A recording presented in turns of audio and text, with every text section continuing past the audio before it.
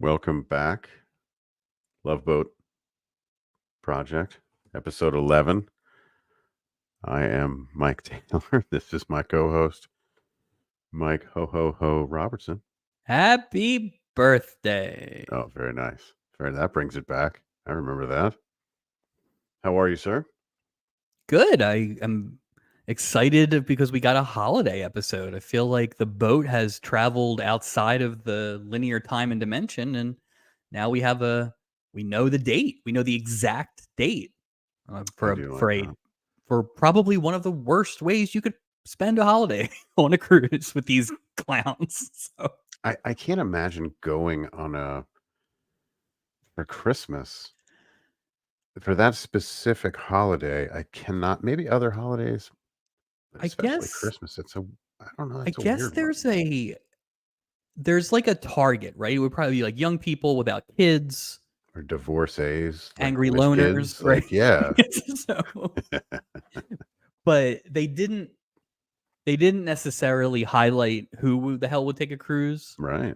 on Christmas. It Well, was more about well, they the did woe of highlight. me of working on it. Apparently, it's a shady guy who's. Come on, I mean, they're like, oh, it Yeah, writes it's not itself. the. Like, I will what? say this: it doesn't bode well for like.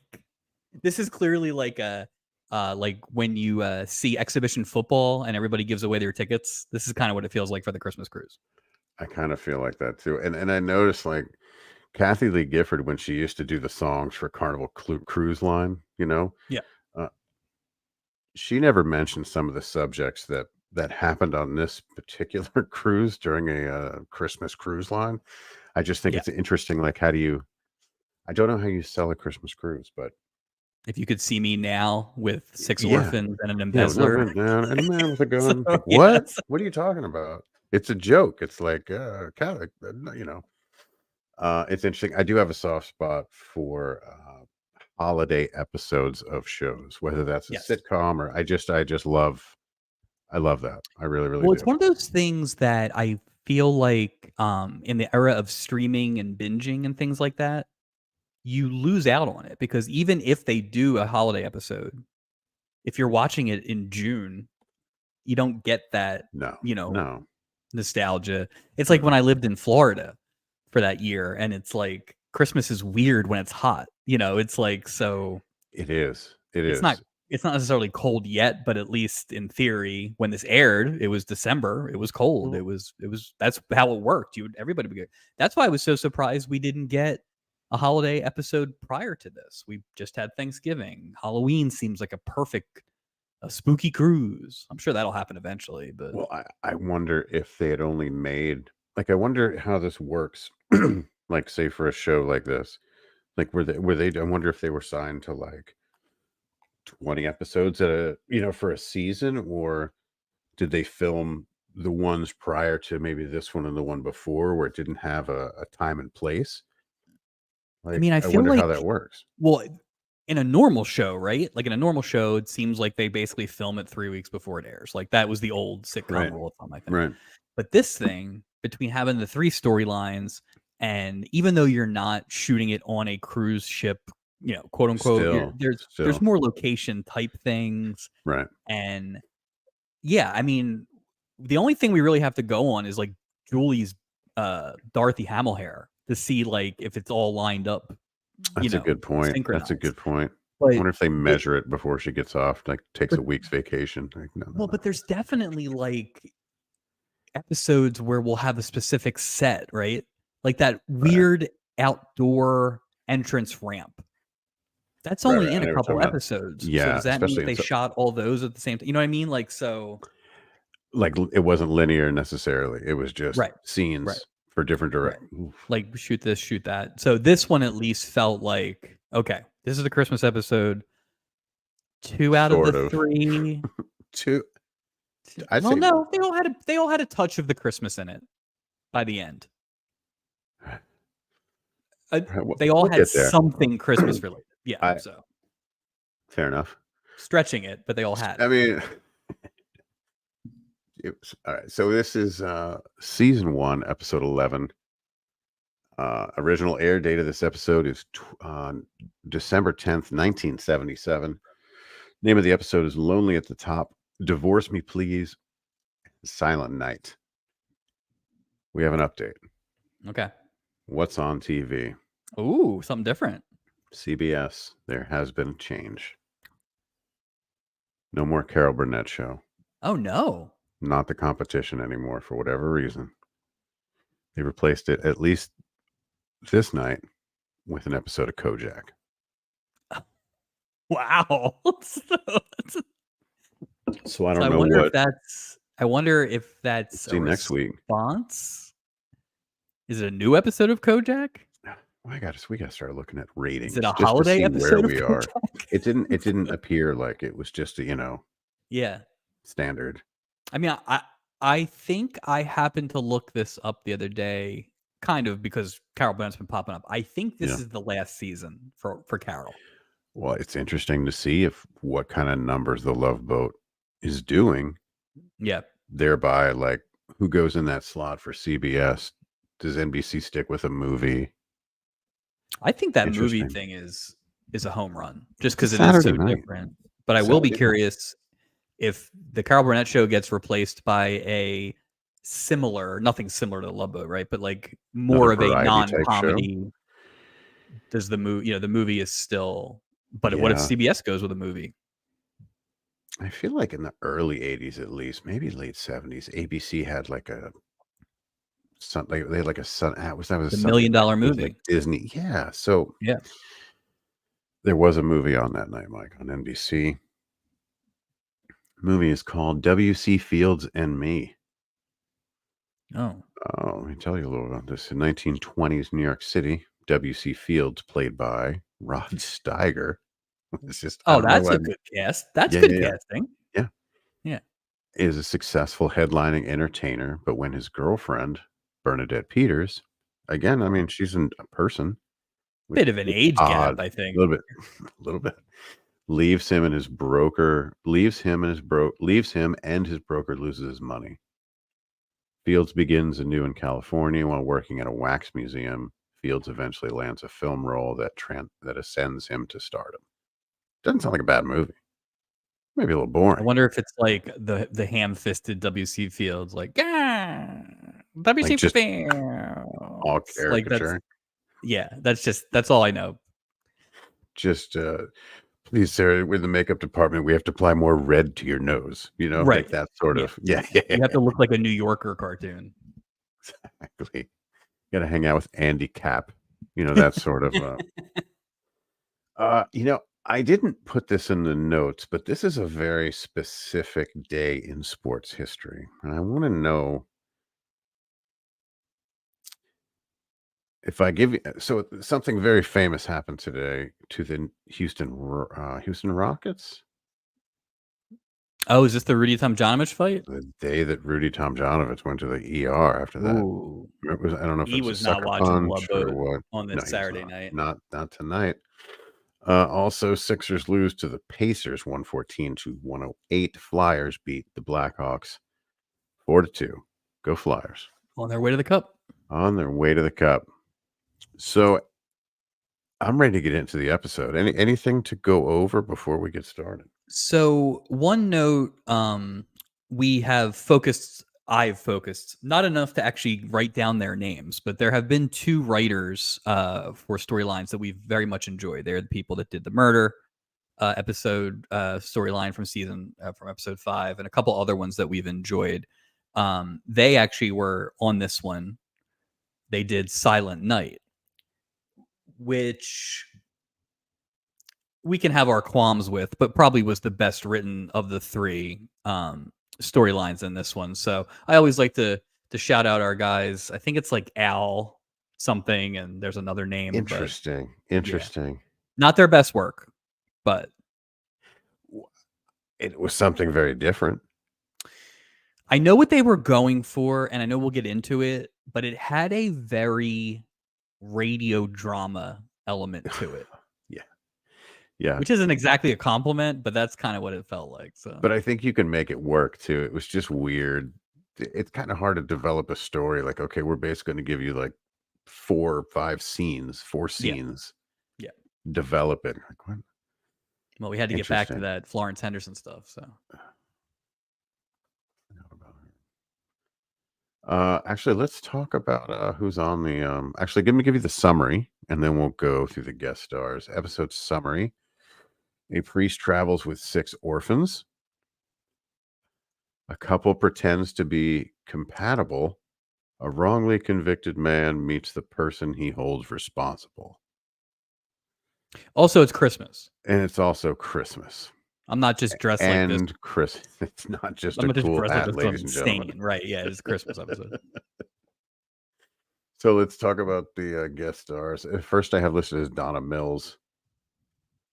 Crazy TV appearances. Knots Landing from 80 to 89. So our second Knots Landing person, Yeah. after Michelle Lee, I Mhm. looked her up today because I was like, Donna Mills. I've always been aware of Donna Mills. I feel like she was from that time where you were just aware of TV stars, even though, as we've discussed, neither of us has ever watched Knots Landing. Turns out she also was on Melrose Place for a brief arc. She was Jane. She was Oh, who's Jane's mom? biological mother. They love to bring back the older. They knew what they were doing. Well, They Darren knew- Spelling. Aaron Spelling. He's a Yeah. freaking genius. But you're right. It is crazy when you look at anybody in this episode, their TV credits from the 70s. It's just, you could make a career just popping up on oneers of every show on television. I just wonder after a while if they just kind of know who they want to work with, but it's just a matter of rotating the people so they're not on every episode. So it's just Or kind like of they're not on against each other the same night or right. something like that. Yeah. This is the most interesting guest star of the week. If I had to give an award for that, his name is John Gavin, or is that his name? It's not Oh, his name, Mike. John Gavin. He was born Juan Vincent Apablasa. Yes, good for of him. a well-to-do Mexican family living in Really? California. Just to tell you a little something about here, John Gavin. So ridiculous. 3 interesting facts about John Gavin. Well, that's Number more 1, than his acting. it's more than his acting. Things than That's his right. acting. He, number 1, was the president of the Screen Actors Guild from 71 to 73. Wow. That's He was impressive. the That's a he big was deal. he was the US ambassador to Mexico from 81 to 86. What? Ronald Reagan. Maybe they were friends, Wow. act. So they knew each other. That's Yeah. not even the coolest fact. I'm saving the best for last. I had no idea. Gavin was signed for the role of James Bond in the film Diamonds Are Forever in 1971 after George Lazenby left the role. Signed. However, David Picker, who was the head of United Artists, wanted the box office assurance of Sean Connery. Gavin's contract was honored despite losing the role to Connery. In addition, according to Roger Moore's James Bond diary, Gavin was slated to play Bond in Live and Let Die in 1973. But Harry Saltzman insisted on a British actor for the role, and Roger Moore was given the part. And that was it for Juan Vincent Apablasa playing James Bond. Now, yeah. I mean, you have to do an English accent, I would imagine. Right. That just feels like he didn't look like James Bond. I'm going to be honest with you. I didn't get a James Bond vibe. No, he's almost like too tall, dark, and handsome to be James Bond. Yeah. But also, like, that British thing, there's no way they were going to bail on that in 1971. No. Why would you bail on it? Well, here's the weird thing is if you didn't bail on it in 71, why would you even think about going for it in 73? Well, I feel like Connery trumps all. That makes sense. But then so you're saying you're a Connery James Bond person. I just think Connery is an established star by then, right? He was in all the original Bonds. That makes sense. That makes sense. Now he's probably incredibly difficult. Well, these But people it is become weird to have bigger than basically 2 different reasons not to fulfill this guy's contract. right, So, right. Imagine how bad this guy wanted to be James Bond. I He was don't so close think twice. I have not seen enough James Bonds to have a, like, definitive opinion, but based on what I saw in this episode, I don't think that guy could have been James Bond. I love James Bond movies. I've seen every James Bond. I love James Bond movies, and no, Yeah. it didn't. Like he said, it didn't have James Bond energy. That's not who James Bond is. No, and really, even though it was a weird part, there would have been opportunity to showcase something that maybe would have been a little Bondy. Something, especially coming off the 2 Bond denials. It's 77. It's 4 years later. Like, Yeah, I'm gonna say that what's his name? Dan Barton didn't have the range to be 007. no. I agree. I Like agree. 0012. Double O nothing because he Yeah, didn't get either 00 part. not getting this role. So here's the thing. 2 episodes ago, we had an actor named James Bond III, and this That's guy right. couldn't even get in James Bond. Sad. Next person on this was a Dean Santoro who plays Walter Perry. I couldn't find much of anything on him, but No, I did. I will say he was another one of the fine guys that we ran into. Another one of those episodes with a little bit of age stuff. Mhm. He was only like 40 in this episode. That's so weird. And brother, it's not like he looked like haggard, but 40 in He looked 10 years 1978 older. for It Walter was Perry. 50. Maybe it's the Like, lying. Maybe the lying got to him. the life of guilt and Right. the Yeah. 3 years. Yeah. Wait till they see what you do in white collar prison, Walter Perry. Poor sir. I have a whole theory. I have a whole mythology on what happened to this guy. Next person on the list is Dick Sargent as Father Mike. He's the second Darren on Bewitched. Crickets. It's funny growing up. Don't know much else about him. Growing up, Bewitched was like just on as reruns It's all the always on. time, Always on. but no concept of, and maybe they just like mixed up the episodes. So like I definitely to can get picture you the ready other. for the. I can picture the other Darren, right? Like I know They weren't but I that. couldn't tell you. They weren't super different looking. I was gonna say couldn't tell you who was better, if there was like a better, if they literally were the same guy. No idea. So I just think about it. I mean, for a while that show was black and white. yes, That's the only way I could like think, but I Yeah. don't know. I will say this spoiler: Dick Hmm. Sargent was excellent in this Oh, episode. he's great. Dick Sargent's Excellent. great. And last but certainly not least, Not excellent in this episode. It doesn't matter which person you pick. So actually not last, Florence Henderson as Audrey Baines. How many we at now? 3. Third. She's third. 3. So I gotta think. You gotta think Barry Williams is next. Probably. Yeah, I would. Unless they do like a kids. Like I actually have no concept of how old the other people are, but What about? I feel like it's Barry Alice? Williams, or does Ann about- B. Davis get on the boat? Mel. You know, the butcher. Mel from Mel's Diner. He wasn't Not on. Mel. Brady Is it Bunch. Sal the butcher, or who is she dating? I can't remember his name. I know he was a That butcher dog. though. George Yeah. Glass. George Glass. So yeah, but this is our third Brady Bunch, and they Right. are the clear leaders now as far as yeah. as people. I think. Do we even have a 2? MASH. We have 2 for MASH. Yeah. Mhm. But I think the Bradys might hit a peak here pretty soon. I don't think we're getting all 9 boxes of the Bradys on this boat. I had just a thought the other day. I feel like we're going to get an Estrada. Like really soon, just Eric Estrada is going to stop by. Are we in Chip's era yet? It's got to be. It's got to be. It's 77. Like we're. I mean, know. he's I don't know on this thing at Chips. some point. Right. He's No gotta be. doubt. I guess the question is, does he come in pre-Chips? Does he come in the peak of Chips? Yeah. Or is Probably he like pre-Chips, I bet. No, Yeah. he's Or is like, he like the boat? Is he like the boat photographer in season 8, like post Chips? So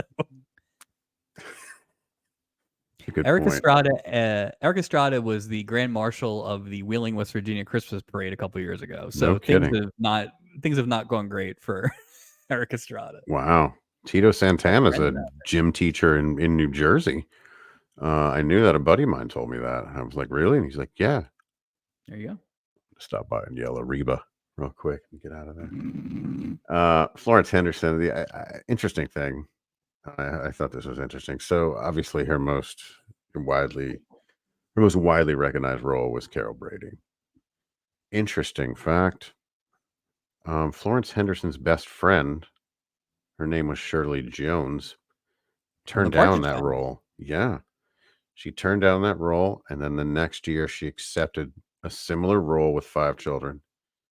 The Partridge Family, 70 to 74. But they were all her kids, right? Partridge Family? Were they orphans? Because you had Danny Bonaducci with red hair. Like, none of them, Susan Day. I actually don't. I don't think they were know. orphans. But there was no Mr. Partridge, right? Because Reuben Kincaid was the manager. Shady. Reuben Kincaid was nothing but Huh, yeah, no. I don't know. That's what I don't. If we get a Partridge, we'll have to look this up. I would love to know. Last but certainly not least, Mr. Shecky Green. He was known for his nightclub. Have you ever seen him in anything? That name is. He's one of those guys that's a name that I know. It's a name, but I don't know. And I knew he was a comedian, but I don't know that I've ever actually seen him in anything, or would have known that was him. My note here is, like I said, I feel like his name is more famous than he is because I don't really know. I know the name. Yeah. But I have no idea. I didn't know who he was. That couple I knew who he was, but that couple appears as their real names in my notes. They didn't. I did not even take the time. The Baineses. That's all There's I got. no but point. He is Shecky Green and will be referred to as such. He was a headliner in Vegas in the 50s and the 60s. He was a comedian. Yeah. But he clearly never got. And listen, maybe I know him from like all those old Vegas stories or like Carson stuff and all. Right. There's not like a Shecky Green project that I'm aware of that I ever saw him in or anything. He looks a lot like Danny Aiello. You know what I mean? Yeah. That's the other thing too. He's not what I assumed Shecky Green looked like. I didn't think Shecky Green would be a larger man like that. Yes. In my mind, I just didn't see that happening. And honestly, I mean, I think this is maybe the worst storyline we've had in 11 episodes. Just terrible. It is. But he wasn't. Well, the dog wasn't is the worst. He wasn't. No, bad. he wasn't bad. It was just awful. Let's do this. Let's get on the boat. We find out some information about Julie. Julie's talking to Gopher, Isaac, and Doc about how homesick she is for Oregon. Snowy Oregon. Which, I guess if you're going for neutral accent, Oregon's great. I don't know where I would have guessed Julie was from. I don't know, because she, with that haircut? Yeah, but she's been in Los Angeles for a while. See, that's the thing I was going to ask about. Because she says that this will be the first Christmas she's spending without her family. So are we to think that this is her first go around on this ship? Like she's supposed to be brand new too? So I think they mention later that it's like a Monday, right? Is like the last day of the cruise. I think this is a much shorter cruise. Like this is not a 10-dayer. This is probably like Christmas is on Sunday and you get on the boat Thursday and you're back Monday or something like that. Yeah, that makes sense. Because what are you going to stop somewhere? Everyone's celebrating Christmas. I mean, I guess they stop somewhere, but they don't really ever mention that they stop anywhere. Not on this one, no. And they usually bring that up. The only other thing with Julie was an airline stewardess, right, in Paris before this. Remember? Yeah. And she was out gallivanting with Buddy, what's his name? So, but remember, he set her up with a place to live. Well, remember? So I'm like, I guess Los Angeles to Oregon's not that far, though. No, it's not far. It was just an interesting. Yeah, I was surprised. But again, we don't even know how old Julie is. No. Interesting. So a little more info about our friend Julie. Doc describes his Christmas tradition, which is just, I love this character. It just gets better. He likes to go to Vegas and get treated to a turkey dinner by his ex-wives. Right. Plural? Oh, yeah. I And got the how does impression that all 4 ex-wives they are prepare? friends. Oh, and they all do it together. Yeah. Or does he have 4 separate? Because he likes them larger. Does he go I to think 4 no, separate? I think it's a club, which It's like pre-internet is potluck? amazing that all these women got to know each other unless and They we'll all find live out in eventually. Vegas. They all work in the same casino in Vegas, Or probably. something. Like or they're 4 sisters. Like it's like Doc maybe Doc didn't cast a wide net for his wives, Incredibly specific. but I mean, it made me I would say I laughed. top 3 thing I'm excited about for the run of this show. At the very top of that list is meeting all of Doc's ex-wives. God, The just casting of this has to be perfect, and I am refusing to look ahead in IMDb. I want to be surprised when we get to them at each and every one of them. I'm just wondering if there's an appropriate star of the time, Well, the question I guest think star really that would fit becomes, that do bill. you go do you go 4 completely different people? Do you go 4 of same people? It's like you can go a lot of different ways. But this was exciting. This was exciting to hear. I like when we get a little glimpse into the strange and always interesting life of Doc. Yes. Uh, Gopher starts talking about his family traditions, and here comes Captain Steubing. He tells the crew that Christmas is just another day. They should go back to work. I want to say that there's something it bothers me a bit about how they portray him. They always paint him in these broad strokes on his character. Yes. Like, of course, he's going to be you know what I mean? It's always got to be these, and I don't know if it's the acting or the writing, but I feel like everything is a much bigger, it presented as a much bigger deal, either I think it intentionally or also unintentionally. I think it also goes back to what we talked about a couple times because this really almost felt like episode 1 Steubing. It did. It wasn't the same guy. And it's just so inconsistent, not just his character, but the staff's interaction. The staff for most of this episode like treats him like Like not with they fear, abuse which him a they've little done, bit. Yeah. but kind of like, ugh, like the friend at lunch in school that you don't want to sit at your table. Yeah. It was He's not a cool very kid. abrupt when you think about last week. They're all having fun in the kitchen, pitching in and stuff like that. It's their relationship. His relationship with the staff has been all over the place as much as him as a character has been. And this kind of felt like almost a cheat because they were trying to get in some sort of Dickens stuff. But Or, I mean, this is just fallout from the Stubby incident. You know, when he wouldn't let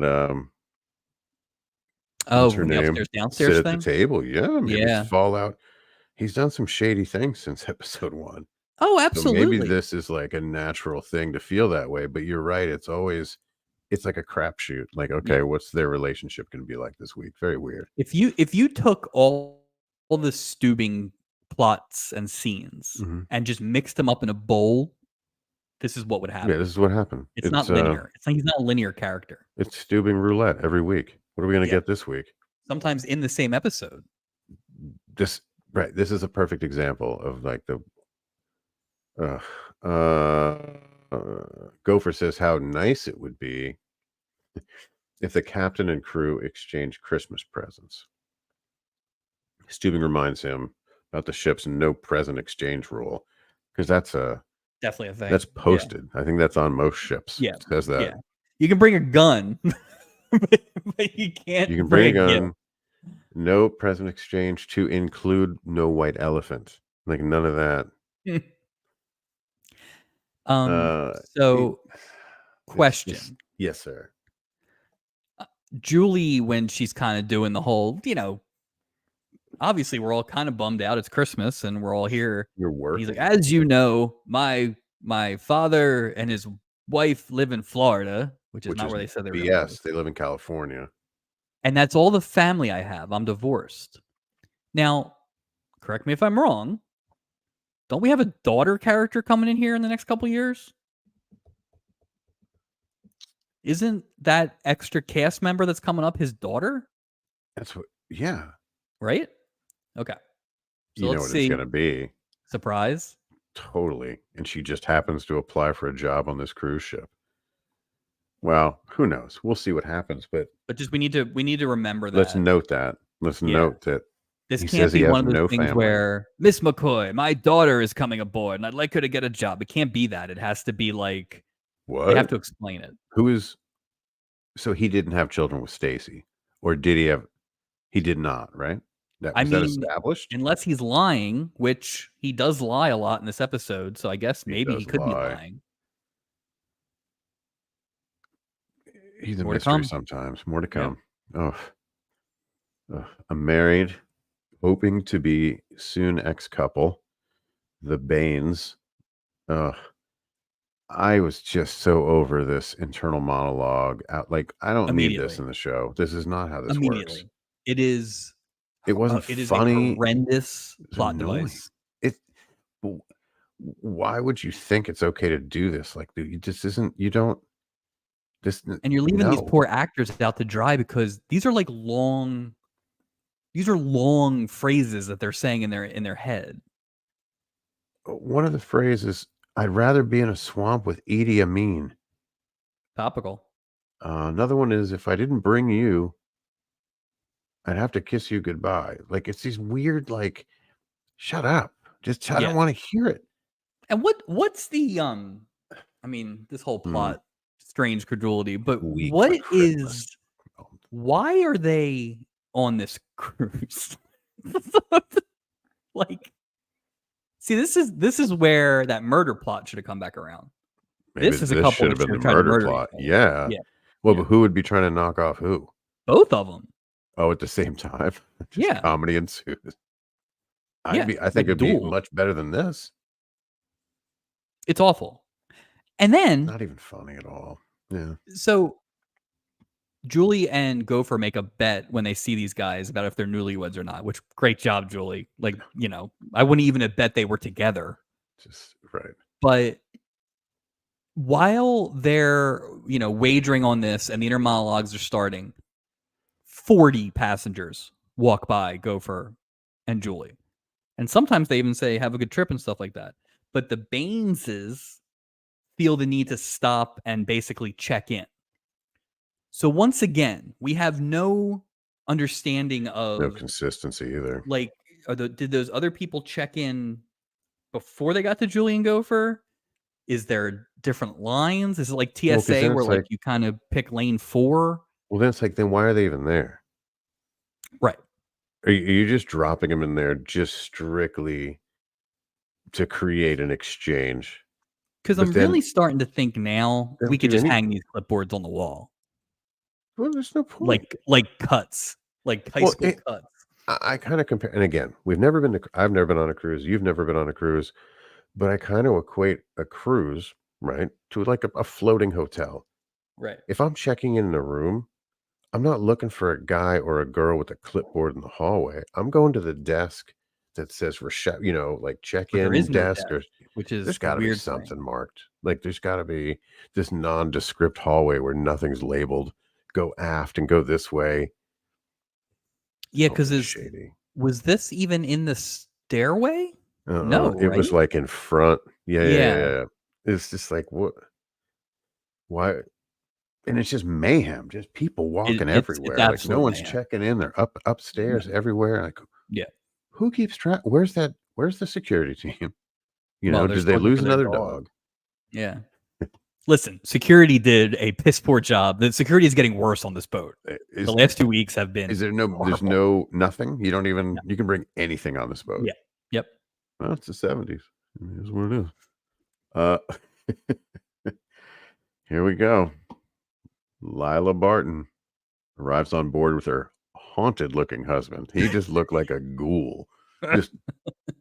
Just this stone face. Who says that he feels like everyone's looking at him. Because you're moping Moperson, dude. Yeah, why did you come on a cruise? Like, and that he may as well wear a sign that reads ex-con. at this point, I'm like, wow, they're gonna spoon feed us this guy's entire story in a matter of moments, Yeah. and yes, they Y- did. Yeah, like What you're waiting for like a little bit of an orange jumpsuit to be under his suit jacket or something. or one of those like ankle chains and those giant balls. Like you Yeah. have to drag that on. But I don't think you could. He's got the old timey stripe crime Yeah, thing on. they put him in the little thing, and he walks on in that little thing. And he's Lila reminds him he's not a criminal. And here's the spoon feeding that just I made me laugh. Rather, an innocent man who got a raw deal, serving 3 years in prison for a crime he didn't commit. And I'm like, Yeah. wow, you're What are you, just TV Guide? you drawing a. Can you just draw a picture of that? It just They made me and laugh. it's funny because if you put all those scenes back together, they literally, this is why I felt like a radio show, because did. it's literally like all of it. Like they give you every single piece. There's no vagary, there's no No. like Theater of the mind. That's what Yeah. this is. Yeah, I just thought I was like, wow, that's a lot of information very quickly. I have a lot of thoughts about that plot line, but they at least slow rolled it a little bit until they just dumped all of it on you. So I feel like this entire storyline could have happened within the first 5 minutes of the cruise. Meaning, it's right. Maybe, yeah. I'll go back to that. I'll go back. This Okay. whole storyline could have lasted literally 5 minutes. whole She says episode could have lasted pretty close to 5 yeah, minutes. it was This isn't a very deep episode. nothing happened. Nothing happened on this thing. We learned the captain can't count. Like there's just a lot of just stupid things. Lila says that he should do his best to turn that frown upside down. Focus on your fresh start. They check in with Gopher, who remarks that to Dan that his pasty white face.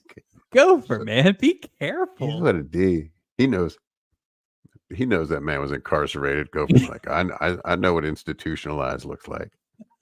Poor Gopher. Like, Poor Gopher. I get it, but like Gopher, dude, there could be a lot of reasons why. Like maybe I have a skin disease, or maybe I was in prison for embezzlement. Or maybe he kills Gopher right there. The episode's over and that's it. No more Gopher. Now we gotta excuse bring me, somebody Gopher. Here comes Father Mike, the second Darren. He arrives with 6 boys from the orphanage to enjoy a Christmas cruise. All right. Did you catch the names of the 6 boys? I did. All right. Mario, Okay. Artie, Ben, Mitch, and then the 2 guys that actually have speaking roles, Peanut and Tony. Peanut. Okay. Peanut. Wasn't Tony the one that didn't get the gift? Yes. Tony's the one. Tony's got some chops. Yeah. Tony's acting as a little child or heart out. He had that 70s, like tons of freckles sort of look. Like that was a big kid look. Definitely failed at the Bad News Bears Engelbert audition. Oh, I bet you he could sell Life cereal too. Like that kind of thing. Yeah. Oh. Yeah. He could be on the cover of Life, of the game. That dude was doing a lot. Introduces the kids to Julie. Captain Steubing wanders over and says, I hope they behave themselves. Again, these broad strokes, like it's all or nothing. Nothing subtle. Julie points out their kids and that the point of them being on this cruise is to run around and have fun. Then tells him that some anonymous benefactor buys tickets each year for a group of orphans to enjoy the Christmas cruise, and no one has any idea who it is. Now, question. Yeah. At this point, did you have even a thought that it was going to be anything? Zero. Nothing. Me either. Okay.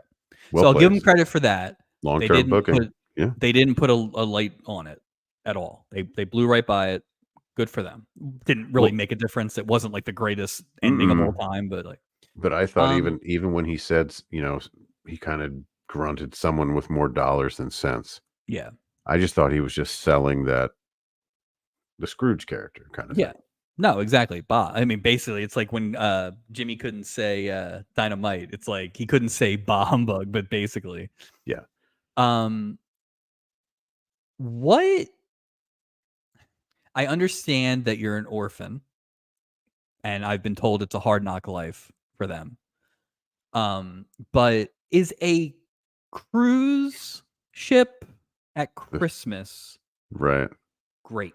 Is that like a primo win for you as an orphan? Put yourself in an orphan's shoe. I gotta be honest, Mike. Anything other than a new home to live in is a complete strikeout from, It's from a the orphan's zero-sum point of game. view. No matter what day it is, no matter what holiday, anything else is a complete strikeout, sir. There's no other Why comparison.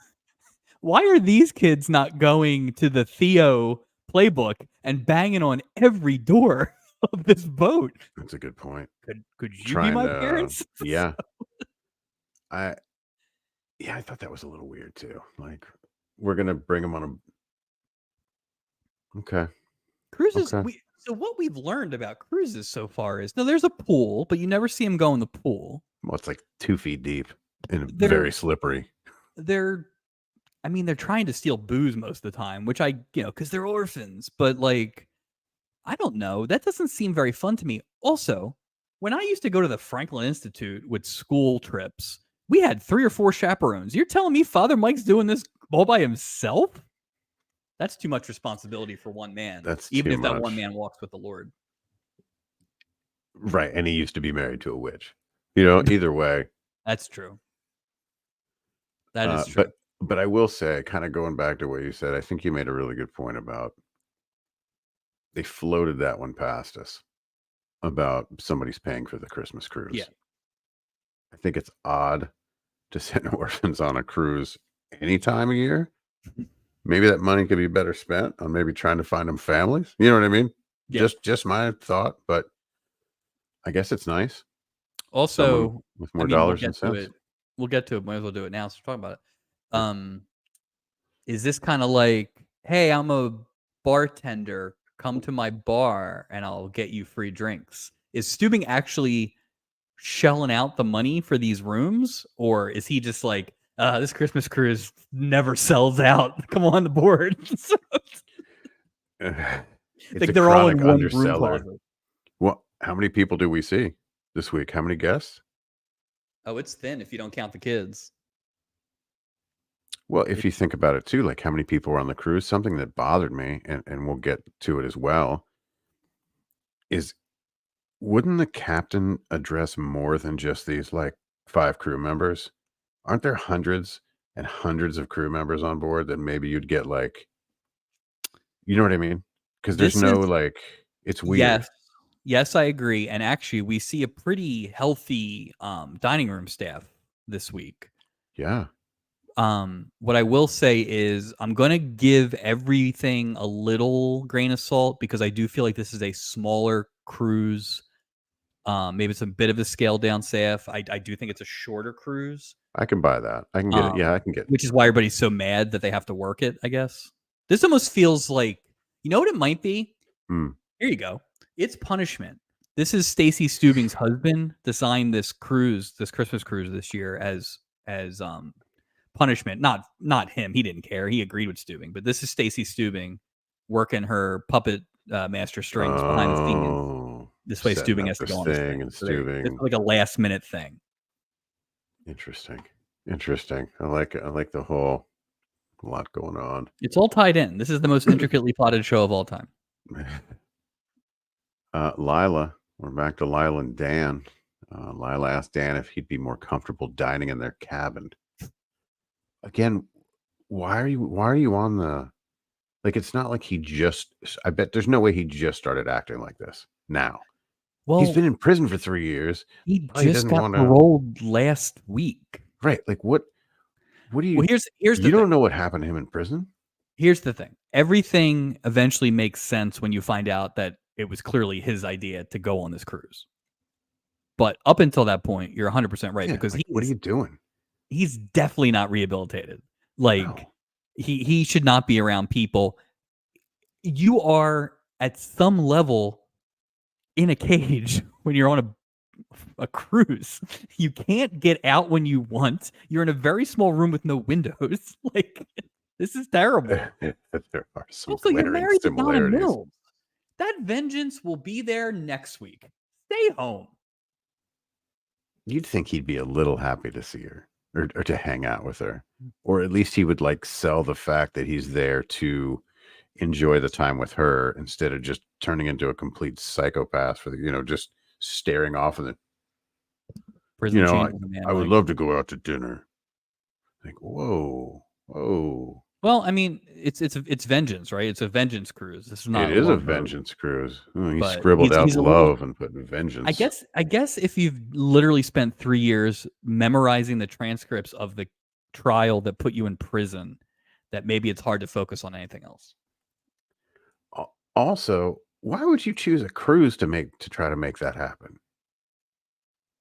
What 'Cause- about cruise says this is a great place to to kill somebody?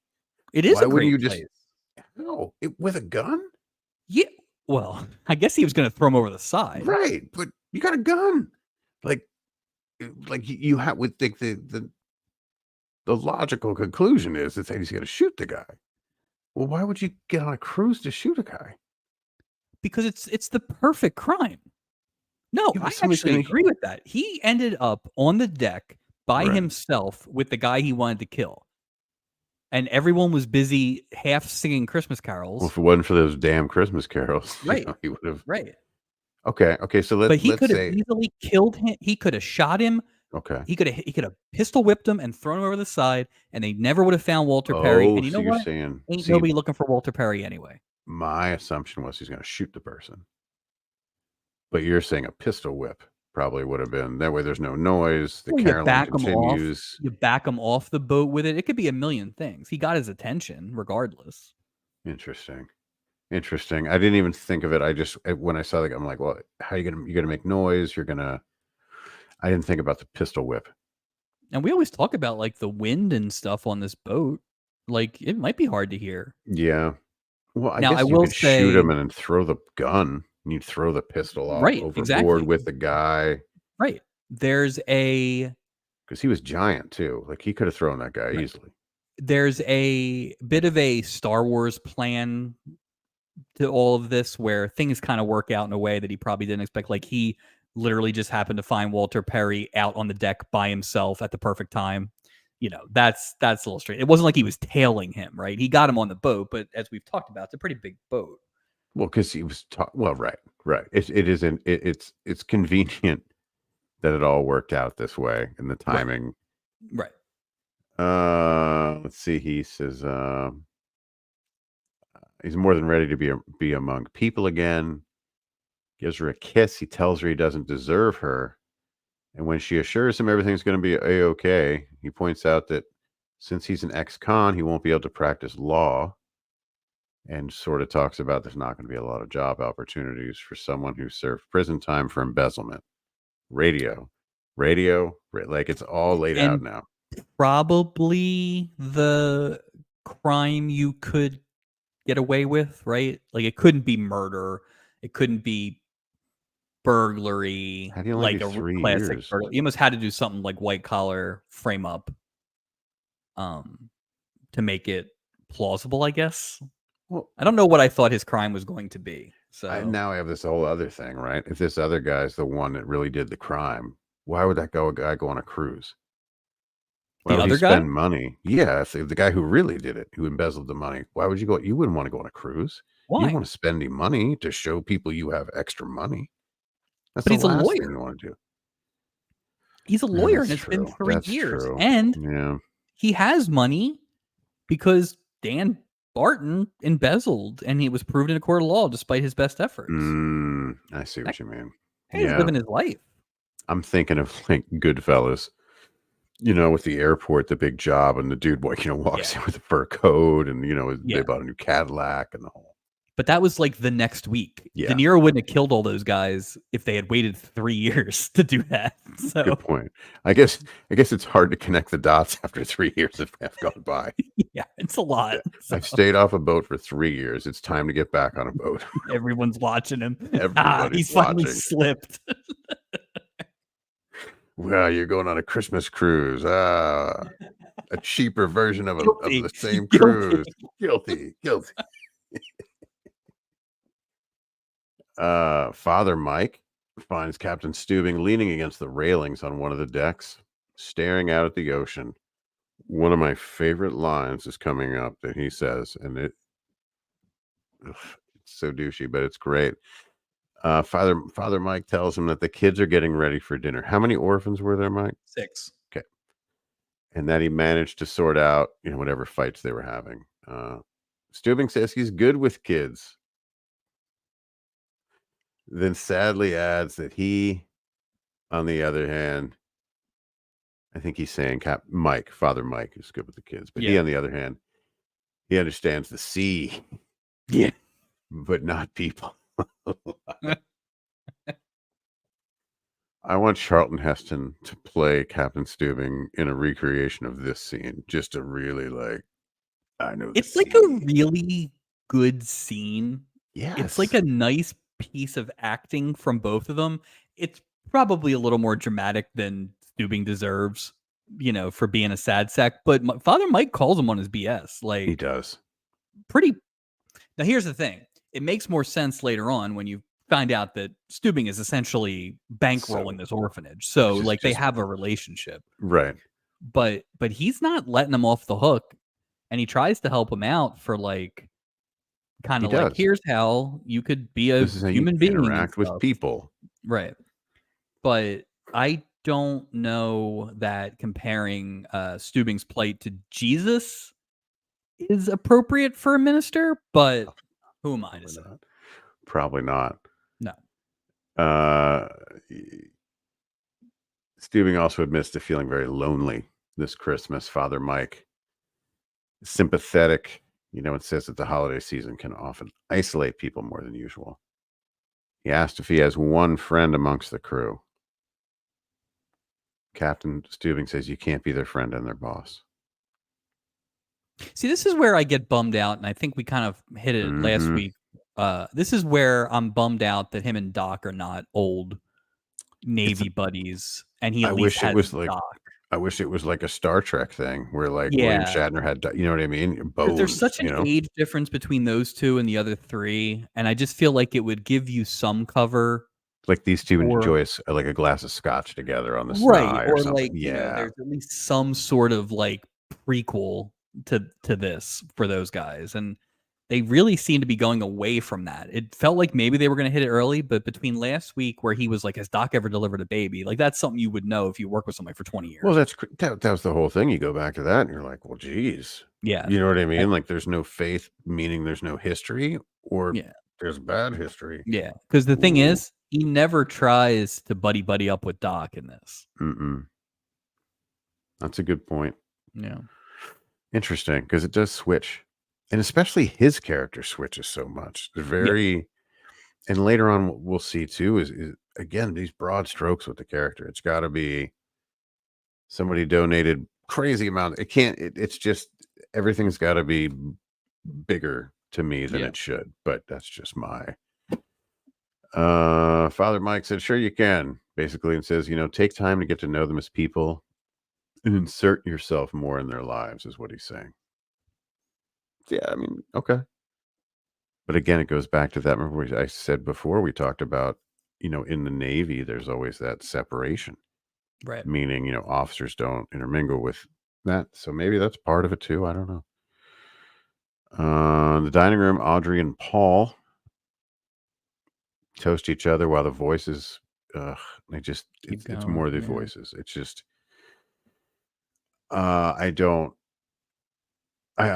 it was terrible. It was absolutely terrible. It wasn't going anywhere. They're not saying what the actual barrier was. And it's just like, so how long is this going to go on? The only note I even have about most of these, I almost skipped the inner monologue stuff because it was so awful. But it's terrible.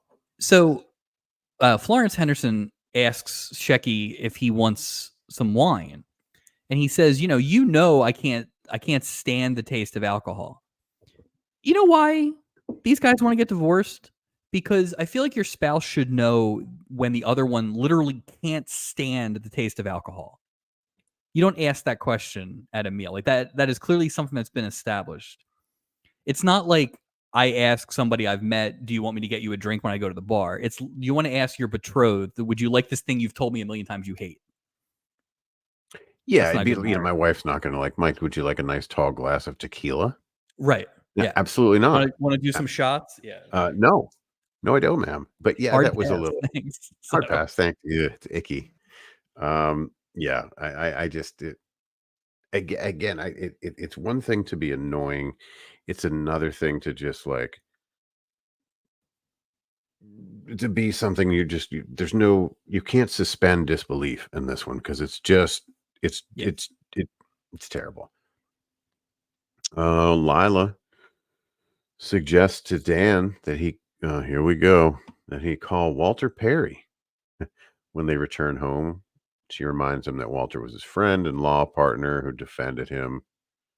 Again, radio show. They're going to feed it to you. Defended him during the Yep. trial and was always good to her while he was in prison. Dan is such a good actor. You could see how upset he is just in his facial expressions. He says he needs to go above deck for some fresh air. I was worried for a second that Walter Perry was, checking in on Lila while Dan was in the clink. I thought that might be it too. I thought that's the only reason I thought that came up. Yeah.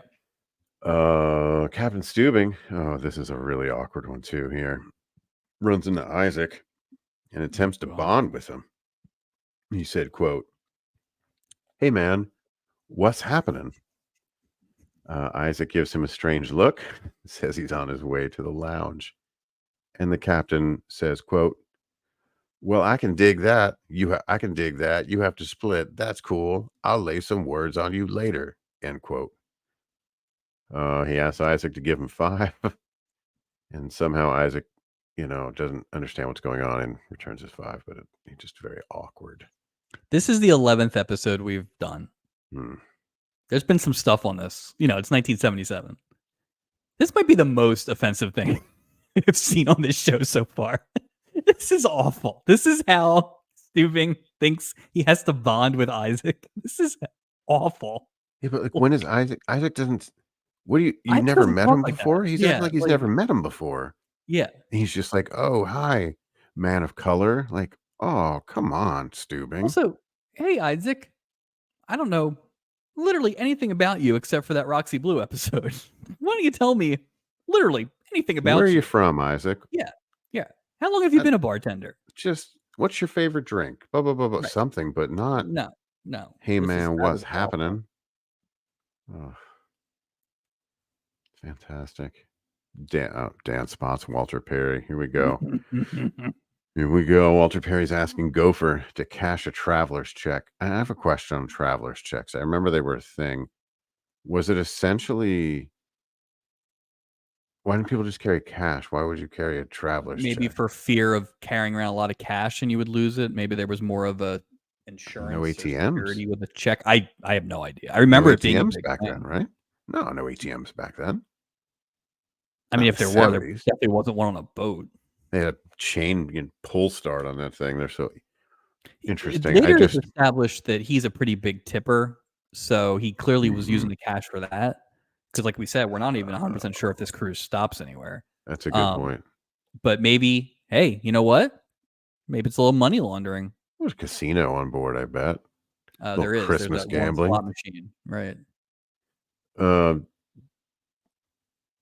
after Walter saunters off, Dare Dan stares at him and just again this acting, just this no.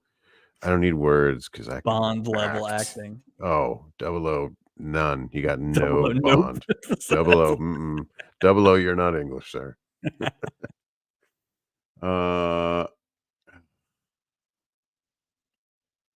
it's He the Audrey and Paul thing again with the inner voices, and they're wondering what the other one bought them for Christmas, and the inner voices are expressing their hatred for one another. And Audrey, her reaction to the sound of Paul's gargling and man noises, and she goes in there. She starts doing this singing in the freaking like.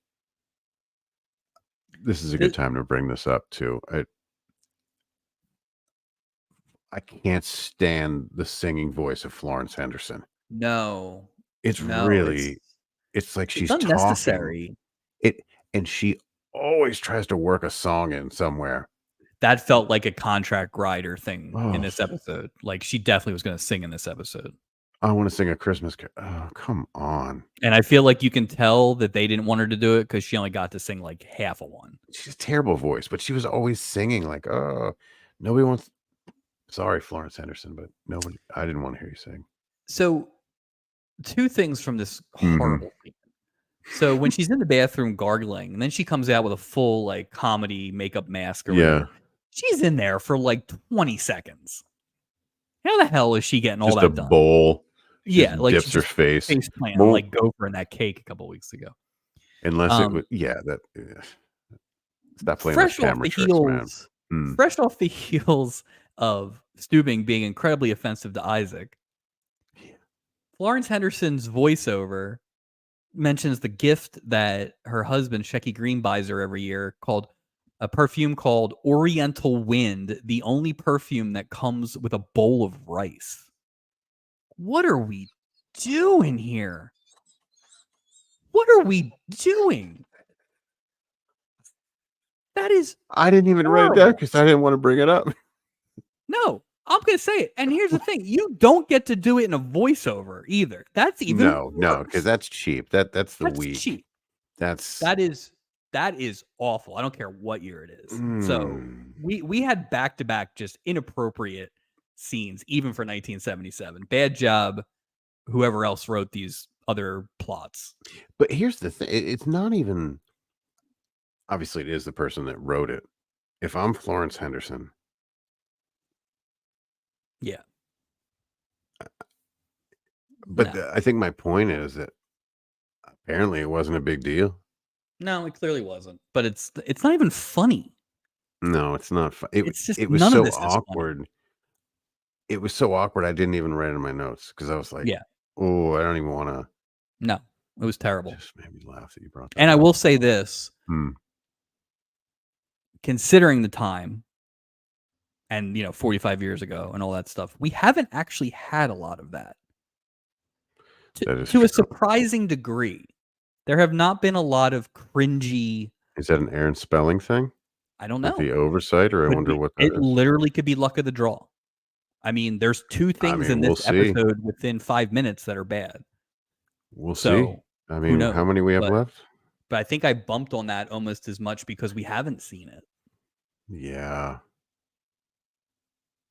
It is odd how, like, I think there's a difference between like the portrayal of like an Archie Bunker character on TV, where like that character in and of itself is that Yeah. character. But like in here to sort of make, number It's one, the casual. captain of a ship. It's Right. yeah, it's Right. casual. And it's just Yeah. like Archie but it was Bunker. so unnecessary. Archie Bunker loses all the time. That's Right. the point. Is his character is wrong all the time. Right. Right? Like, so you have these quote unquote lovable characters just doing this kind of stuff. It makes him not lovable. Like the captain's so weird. His character's so weird. Yeah. That's like he's in a competition of favorite crew member. Where is he? Steubing. At As best, it stands right now. At best, he's fourth. And that's only because Gopher has done nothing. Yeah, I kind of put him right We in that still same have area. not had a Gopher story. Like that nonsense in the beginning of this episode about the Christmas traditions with his family. It was a nothing. But that's as much That's Gopher it. That's what I'm story as saying. we've gotten 3 or 4 Julie stories. Yeah. We've gotten 2 or 3 Docs. We've gotten 2 or 3 Steubings. We had an Isaac. We've got nothing with Gopher. Interesting. Yeah, well, we'll see. Maybe they want to ride out that whole comic, comic relief aspect. We're halfway. We're Make it now endearing too. Next week we're basically halfway through the season. That's like crazy. The fact that you haven't hit the 5 cast members is weird. You'd think you would at least make that a priority in the second half. Look at Lost, right? Lost, they literally knocked everybody out. Bing, bing, bing, bing, bing. And there were like 15 cast members on that thing. Right. Interesting. Interesting. Let's see. Captain Steubing finds Julie working on some needlepoint. This was so stupid. Everything with him has to be broad strokes. Like everything is there's no subtlety. Yeah. And when she abruptly stops, obviously because she assumes she's going to get yelled at for whatever. But then why do they pick needlepoint? How old do they think Julie is? Number one, she's doing needlepoint outside. What? Well, this is what I Doesn't make think any really damn comes down sense. to. This is a Yeah. very sparse cruise. Like I think the fact that we've never seen Julie do anything of leisure besides, follow one dude around. Right. So I think this is kind of like, oh man, it is so slow. It's like, you got time to lean, you got time to clean, but you're probably reading a magazine at the register, Yeah. it's like so. Interesting. It's funny. He asked her if she wouldn't mind teaching him how to stitch, and she's kind of like, huh? Gives him a demonstration, says, give it a try. Go get a kit and two of them can work on together. And Julie just she's a little weirded out. She just blurts out that needlepoint bores her stiff, tells him he's welcome to continue her project, and flees. And then does a face on the way out too. What is that about? This didn't feel earned. This should have been Gopher because yes. Julie and Steubing have more of a established rapport that we've seen. This was a jump that didn't feel appropriate. It didn't feel authentic. No. It just didn't feel like it was not like how they would interact either. It was just dumb. If that was Gopher and he was whittling or something, it was anything. Yeah, that would have made more sense. Right. I didn't like it either. Father Mike wanders over and tells Captain, he says, why are you spending time on needlepoint instead of getting to know the crew better like he suggested? Zing. Here we go. Lila and Dan encounter Walter Perry sitting at the end of one of the ship's bars when Dan approaches him. Walter Perry visibly goes pale, and he's shocked to see him. Lila gives Walter a warm greeting, starts chatting nervously about a hair appointment he'd made. He didn't have a whole lot of hair to have an appointment for. Boat for 2 days. Everyone gets their hair cut right around dinner time, too. Right. Ooh, I gotta go. go. Look good for Christmas. I'm by myself.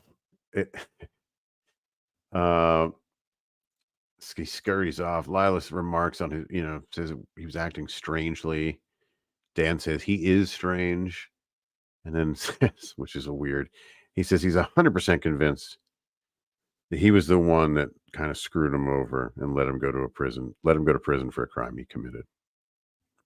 And Lila's just, there's not much. It's just oh, great. Like, what? Thank you for your support. But he does the thing where he's like, I memorized the transcript and all that stuff, but I wasn't sure until now. I'm like, why? Because he needed a haircut? So you weren't 100% sure. You had to see him up front. Well, you brought the gun. But you brought the gun, right? But just in case you were sure later. Right. Fair enough. I like his being proactive, I guess. You got to plan for everything. Audrey is in the shop's boutique talking to the sales girl about the cost of different items. There's Doc. He says on how refreshing it is for a woman to be concerned about finances. So his exes live in Vegas and they've all ruined him financially. So the least they can do is invite him over for a collaborative turkey dinner. How much is a boat doctor making? Or was he like a real doctor and then these divorces jettisoned him to the sea? So, oh yeah, I mean he didn't just start his medical career.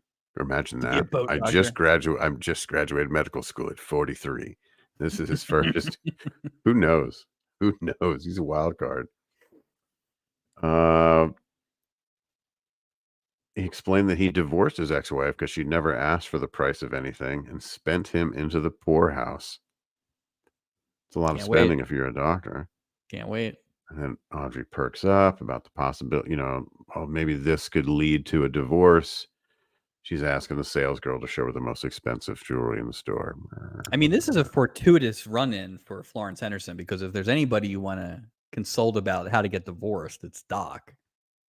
Really anything. If there's anything you want to ask about anything, it's probably Doc, except probably medical things. Medical. Yeah, just medical. Why was Florence Henderson considered a looker? I mean, for Doc, right? Well, I mean, no, generally, like Doc's in been in going the young. Yeah, you're right. I mean, in the public eye at this time, was she what was I she mean, it for was a mom, is she a MILF at this point? Is she I a TV don't MILF? I don't I don't know. she's not on the Brady Bunch, is over. Well, So I aren't they doing the all variety those show now? variety, yeah, because Yeah, she loves to sing. right. I don't know. I I never don't know. I mean, she's the no, she's not. Yeah, I don't know. I mean, like she's I married to don't Shecky Green, so that doesn't that that's does not unless that's like a King of Queens thing. Like I don't yeah, I don't know know. who yeah, I don't really know he hit above his batting average on that either, I'm not so sure. I don't know. I don't know what it's different Florence rules back Henderson. then. Here's what I'll say about Florence Henderson. She kind of always looked the same, which is She pretty did. impressive because the Yeah. Brady Bunch started in like the late '60s, Yeah. and she was on TV in like the 2000s, and she kind of looked the same. So She was on TV forever, man. yeah, Like she was always on TV. It's interesting. selling Crisco. That I couldn't remember the product. I just remembered it right now, and I Was it don't know that I've Wesson? ever used Crisco for Was it anything. was it So Wesson or was it Crisco? oh, maybe it was Wesson. I don't We'll know. never know. We'll We'll never never know. know. There's I no think way of checking I'm that. pretty We sure don't Florence Henderson mm. pops up on this boat a lot. We can find out next time. Oh, I hope so. I I really think hope she does. so. She's Well, she has to do the better kind of than person this. who ends up on this thing a lot. Well, because as long as she can sing, that's the And thing. Does she come back on? Do they let her sing? she's famous enough to, like, carry a storyline, but she's Oh, not busy enough to not be on the show. So, oh, she's got time, and she'll be back when the faces are in there's I mean, we're getting close. We're half a season away from Faces in the Portal. I'm very excited about that. exciting. Um, Paul, meanwhile, Shecky Green gets into an elevator with a woman who's happily telling her friend she just divorced her imbecile of a husband because he got drunk to the point of dancing with a lampshade atop his head. I am very glad that my wife was not in this elevator so many years ago when she heard, "Honey, don't ever marry a man who drinks." So that is advice that would have damned our entire friend group. So, That would have been terrible. That would have been terrible. yep. We'd all be on Uh, these sad ass Christmas cruises with Walter all of Perry. us independently just sad. Um, basically, so the woman warns her friend never. She says, "Never marry a man who drinks." Paul perks up at the possible shortcut towards his own divorce and makes a beeline to the bar. This is gonna end terribly. This guy does. This would be like you doing this. Oh, Like, where's the scene where Paul is just? See, that would have been funny. just super lightweight, which he is, What's and his like name? 13 What's minutes his later. name? Dan Barton is throttling Walter Perry on the side of the rail of the boat, and he's about to throw him out. And here comes Paul, vomits all over him, saves everybody. The God gun bless slips us, out of his everyone. hand. The Yep, choir's singing Christmas carols. yep. There's Something your Christmas story. wrapped up. And that's what I call a sticky situation. One of those. Um, the crew is decorating the ship's Christmas tree. Captain Stubing asked Mike if he could recommend any funny jokes for him to retell. He This is a can't. terrible That's joke. a bad joke. It's a really bad joke.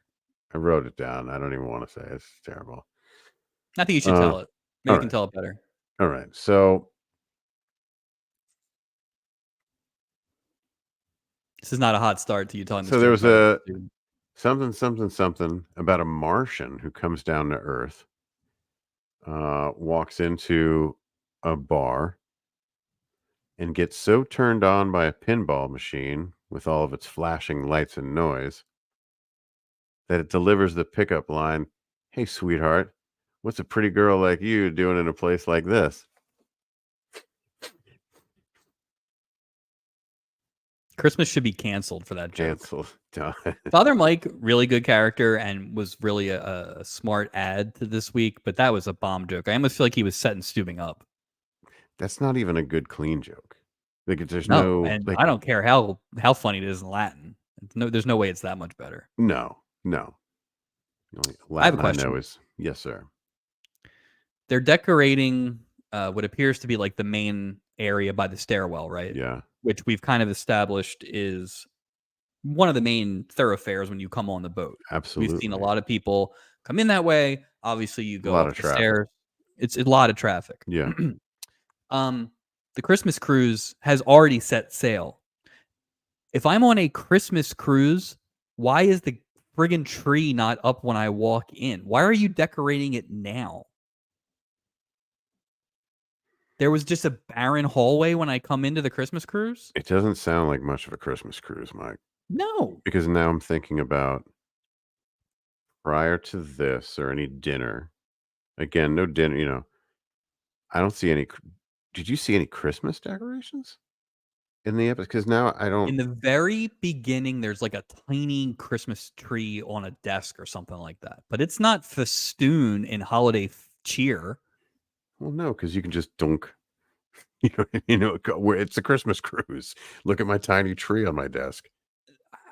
All I'm saying is, like, you don't have to go crazy, but if you're going to bother putting the tree up, put it up on December 22nd. Yeah, why are you waiting till? Are you doing Two, the two noon stars. on the Will not 24th? do again. But why would the crew be decorating this? Well, who else is going to decorate it? You got people, like the setup people, like all the people that set up for who has all the damn bales of hay, who set up the country get down. I Like there's a mean, crew that does this work. yes. Why would you have the doctor and the bartender putting up a tree? Why would you have the doctor and the bartender trying to solve a murder? Why would you have the doctor and the bartender trying to save a human from a dog? Like, they don't have a deep bench, it It's seems a like. it's a question as old as time, If basically. Yeah, anything, this is at least somewhat normal that they cruise would try to related. do this. Yeah, I didn't even think about the drug and the dog thing. That's a really good point. That's really funny. I feel like everybody just does everything, but Everybody's a Swiss Army knife on it's this boat. infuriating that they Yeah, just don't have just a grunt that does this stuff. everything. So Because Gopher's not even really the grunt per se. He has people no, under him. Remember Vince? He fell down the stairs. Vince is not getting on a ladder right now. I'll tell you that. R.I.P. Uh, Vince's legs. jeez, that's the terrible joke there. So, uh, Doc changes the subject to which wants to know who among them is going to play Santa this year. Um, and Julie's like, "Oh, what about me?" Relax, Julie. Relax. Like, Not yet. it's Not yet, Julie. 1977. That's not gonna fly in 77. Like, This it's is a just very not gonna female work. forward show, but not yet. You can't play Santa Claus. I was selected to play Santa Claus once at a holiday party in Germany, and for everyone's kids, you come in and they Right. have pictures with Santa because you're in a foreign place, and we had gifts for the kids. So here I am in my Santa Claus full suit. At first, I was a little offended because I was like, "Did they just pick me because I'm a little chunky? Because if so, I'm going to be a little bit." But I convinced myself that's not it. Spirit of Christmas, Right. blah blah blah. Got the suit on. A little tight. Picture, look, it is a little tight.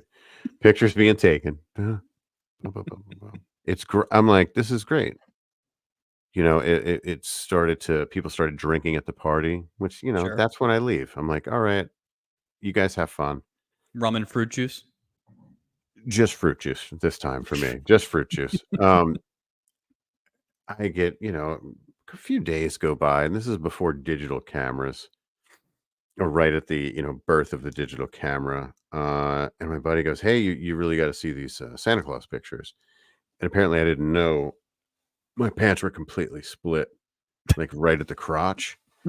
So you couldn't see it, like, if you could only see it in the picture because it was such, like, a limited Right.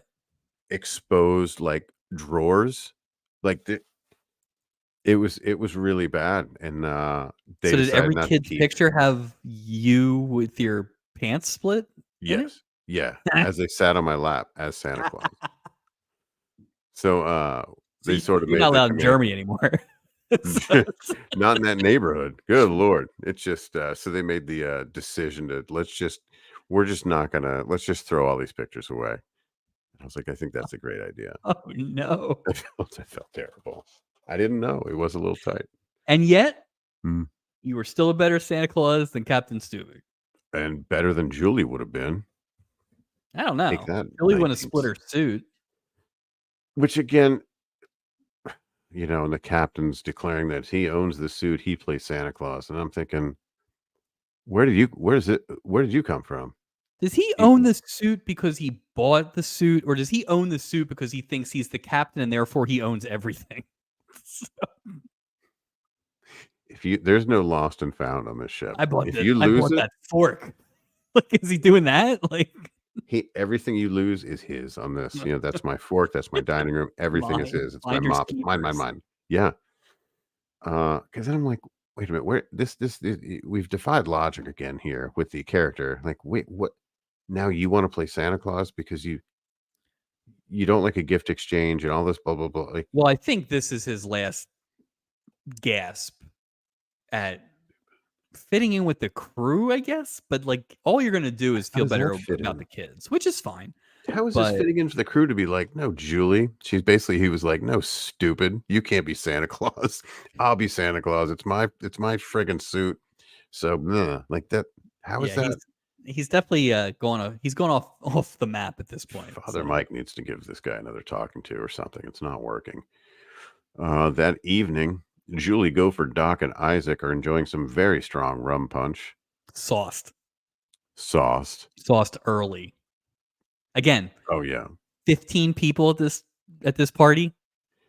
Like, it's empty. This is not a selling. no, This cruise is not selling well.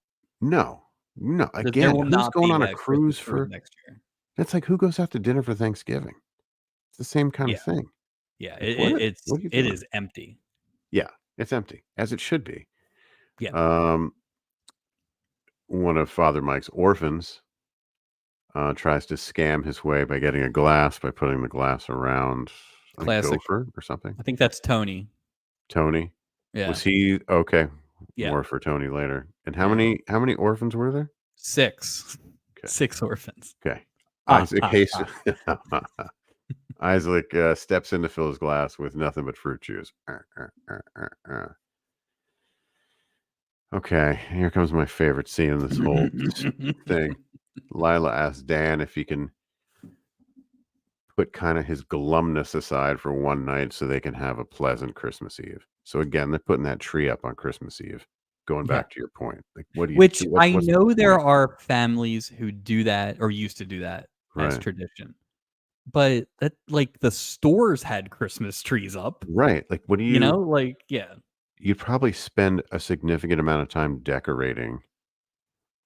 Yeah. Because what are you going to put it up on noon on the 24th and take it down on noon on the 25th? Okay, and It's we're done with Christmas. right. Like, Or do you what? just leave it up? Like, is it gonna be up is it gonna be up on the next episode? It's Next just 6 sitting there in months. the back. That would be awesome. Uh, she gives Dan a hug, and I missed part of this. Like, somebody forgot something. He needed a handkerchief or, like, maybe a pocket Oh, square, something like yeah. that, so And she went to get it. He was like, "Oh," and she opened the drawer, and there's a little pistol. She's not like, "Dan, not no." under anything, No, like, not under a pair of socks, it's under a you know, single piece of tissue paper. the Gideon Bible, like, something. Nothing. Dan, come on, man. Why would he put it in that drawer too? Why Like, would she assume she knew whatever she went back to get would be in that drawer? well, did he just put it in that drawer? Do you unpack when you go away? I don't always unpack. I unpack. If I'm if Okay, I'm I if don't I'm if I I'm always somewhere worry for about more losing than stuff, so I don't automatically do it. But that said, if I had a gun and I did unpack, I would make sure the gun was underneath all the stuff, Right? you know. So But we're to that's believe there's me. just a loaded gun. Well, we don't know if it was loaded. I mean, what's the point? And bring To a scare hammer. him. Like, I if you're think not he was gonna load the scaring him gun, off bring or a baiting hammer. him with it. I don't know. I mean, you'd think, like, he didn't go through all this thing, you know, to be on the cruise with this guy to just go, "I'm gonna give him a terrible scaring." You know what I mean? No, Like, I he mean, I was, think he's gonna scare him to jump off the boat. now, like, point the gun and, like, now jump. Like, Ah, backing up, like walking the plank. You right. better. Okay, okay. You know what? That makes sense to me. That By the makes way, sense. Emmy for that performance right there. That was good. Yeah. With the Santa hat. It's I could have been seasonal. Walter Perry very easily. Easily, easily. Uh, it says that now she realizes that he knew that Walter Perry was gonna be on board and that this cruise was all about revenge. Which, okay, more respect for Dan at least there, because there was no logic to them. He gets out on parole a week ago. Mhm. I don't think parole is something that you can really like count on. Right, So you would, which again indicates how poorly supported this Christmas cruise was. That they were able to get tickets to this thing a right. week out. Last minute, right. But it's like, why would you do that? You just got out of jail, spend some time with your wife, stay home. I assume that Dan has family besides Lila that he could see at Christmas, all that stuff. The revenge thing at least covers all the questions I had about that. So I thought these guys were going to fall into our favorite category of why are these people on the cruise?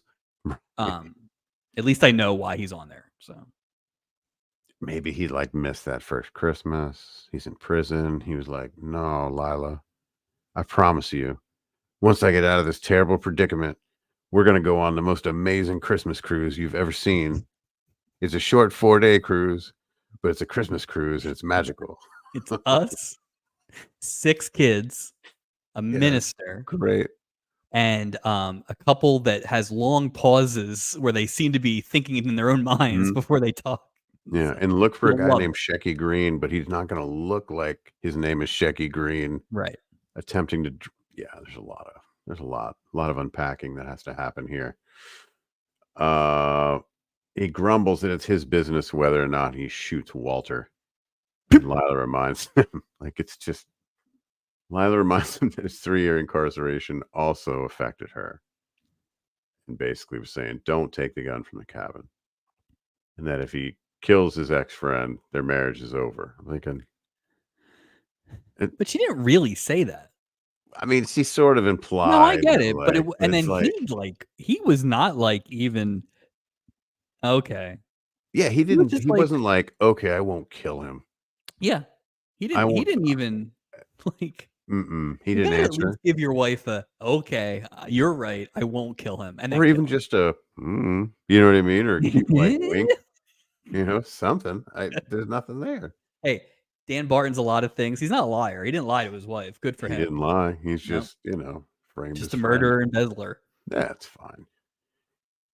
A drunken Paul, Shaky Green, asked Isaac to give him more booze. I thought this was funny when Isaac said, I thought I heard you refer to yourself as a teetotaler." And says that he must have been drunk when he said that. I don't Mhm. know. It just made me Check laugh th a little bit. this was it was like 30 seconds. This was the Because, best part of this. well, because they were talking. Yeah. Um, Isaac I guess you can overserve on a boat because you're not driving, Where are you but going? again, those guardrails are not that high. He is clearly wasted, and he is being served another gigantic bottle of booze. So Apparently, yeah, people didn't die of alcohol poisoning in the 70s. but what about Maybe it's, walking in the propeller or something? Like, I mean, he's mad. This guy doesn't drink. well, I mean, there is, like, such a thing as, like, alcohol poisoning, or and maybe that's Doc's specialty. I specialize in treating alcohol poisoning or something. It is weird. I wonder what the rule is. Because obviously, I mean, I haven't been on a cruise, but I went to Jamaica. And when I say the parallels, you had like it was all inclusive. So you just, I would I drank my weight in pina coladas, and they never cut you off, ever. I mean, not that I was stumbling drunk or Yeah, anything, but well, that's like the it thing, wasn't though. even a That's thing. that's what I'm saying. He is objectively showing Oh, drunk. Probably, intentionally. without thinking about it, the Right. drunkest we've seen anybody, right? Yeah, I would say so. I would say So, so. like, and Isaac doesn't even do Let me get the, "You 2 sure? craps. Sure you haven't You had sure? too Let me much?" get you a cup of coffee, like one of Right. those kinda things. Yeah, didn't even do that. So, now No, granted, he may not have drank a lot because he's not a drinker, but it doesn't matter. it Your doesn't body matter. doesn't He's know that. still where Yeah. yeah, he's arrived at a terrible destination. Yeah. He's in over his head. Um, Audrey, Florence Henderson rushes over and is like, what is going on? She hands him a stack of receipts for the jewelry she purchased. Paul's just sort of squints at him. Audrey gleefully asks him if there's something he'd like to ask her. Perhaps it starts with a D. And he slurs, "Do you want to dance?" I don't know. I maybe again, No, I agree. let them talk. If there's something there, like, Now why once would you? once they get up on the dance floor, that's pretty much it, but it was a good couple minutes It was there. a good couple of minutes. What's the point of getting guest stars and be like, let's not have these guys talk. Let's do this. Yeah, It's just yeah. stupid. They were dancing on the dance floor. All right. So Dan ambles over to the punch bowl to get a refill when he hears Walter Perry talking to someone how he once had a law partner who stole all of his money and went to prison. Now, if you're Walter Perry, What a you jerk. have committed a crime, and you have gotten away with it. He's an international Congratulations. water. There is one person, maybe, in the world that knows that you're guilty of this. And he's on You the have damn boat just seen him. and his wife. He is on the boat, which we Right. have established has 20 people on it this week. Small cruise. Don't Mhm. tell that story. Don't tell it. Just blah, Keep it to blah, blah, yourself. blah, blah. Right. Like, Go get loose another lips sink haircut. ships, Walter Perry. Yeah, no kidding. Snitches get, go get another haircut. By the way, he never got a haircut. His hair looked exactly the same. By the way, in this scene, who Hmm. Walter Perry's blabbing to, shout out to our former guest Jamie, who appears in that scene. That's really, really funny. Shout out Jamie Callahan. All right. Wow. You really should have brought that up that he was on the show. I wish he would have told us next time. Next time. Oh, that's awesome. That's really funny. So Dan is sort of twitching with his rage. Walter Which can't shuffles blame away. him. I mean, honestly, Don't blame him. cannot blame him. I would be Don't blame so him. infuriated, not only that you did this, but that you are so stupid. I've been felled by a stupid person. Well, I'd almost think like he's just ballsy because it's just that stupid. Like it's Yeah. not plausible that he could be that dumb. Do you think he's Like, drunk? Because that punch is pretty strong. Do you think maybe he's oh, I drunk? think everyone's a little drunk that's had Yeah, so I a wonder if couple of that's those part of it. loose lips. Because they Yeah. needed, although it's not like he said, and you know what? It was really me. Like he didn't say that. So But you figure if he's on a cruise by himself, what is the likelihood that that's the sort of conversation you're going to have with strangers yeah, on a what brought Christmas that up? cruise on Christmas Eve? Yeah, right. What? What? Yo, What was, Marley. I just want to know what Let's was lighten the it up a sentence? little bit. What was the sentence prior to that? Like, how did you? What? So odd. So odd. A few seconds later, Dan looks like he's on a mission. It's like trailing after him. Yeah. Which again, then we just So did he run back to Hmm. the room and get the gun, or did he have it with him? I thought he legit left that thing in the room. I mean, they Unless didn't he was just show it like either he was way. just I like, just "Screw you, wonder. lady. Screw you, wife. I'll do what I want." He's got on the table. Or that's his backup weapon. He had he had his little one in his ankle got one or in his something. ankle. Yeah. Little burner or whatever. How many orphans are there, Mike? 6. All right. I just know Captain Steubing, if you bought 6 Stewie makes his grand entrance as Santa Claus. Oh, As the captain, don't you have to do math for like latitude and longitude so you don't That's sink the computer. boat? That's But you computer. couldn't do 6 kids, 5 gifts. Like, Like he can only count on one hand. If it's anything more than one hand, I don't know how to do that. the first rule of Santa is don't split your pants when kids are going to sit on your lap. The Number second one. rule is have enough gifts for all the kids present. Yes. Everyone knows this. It's only 6. It's not a tricky number like 13. The baker's dozen is Right, like, Santa's worst nightmare. that's the worst nightmare. How many? There's a dozen? No, a No. baker's dozen. 6. 2 3s, 3 2s, a 5 and a 1. Oh, And where do these gifts? So where are do these all they from the where do gift they just shop? appear? They Are they had from the to gift be. shop? They had to be. Because Julie was really hitting the gift shop early in that Yeah. episode. So I mean, where else would they? There's no other means of.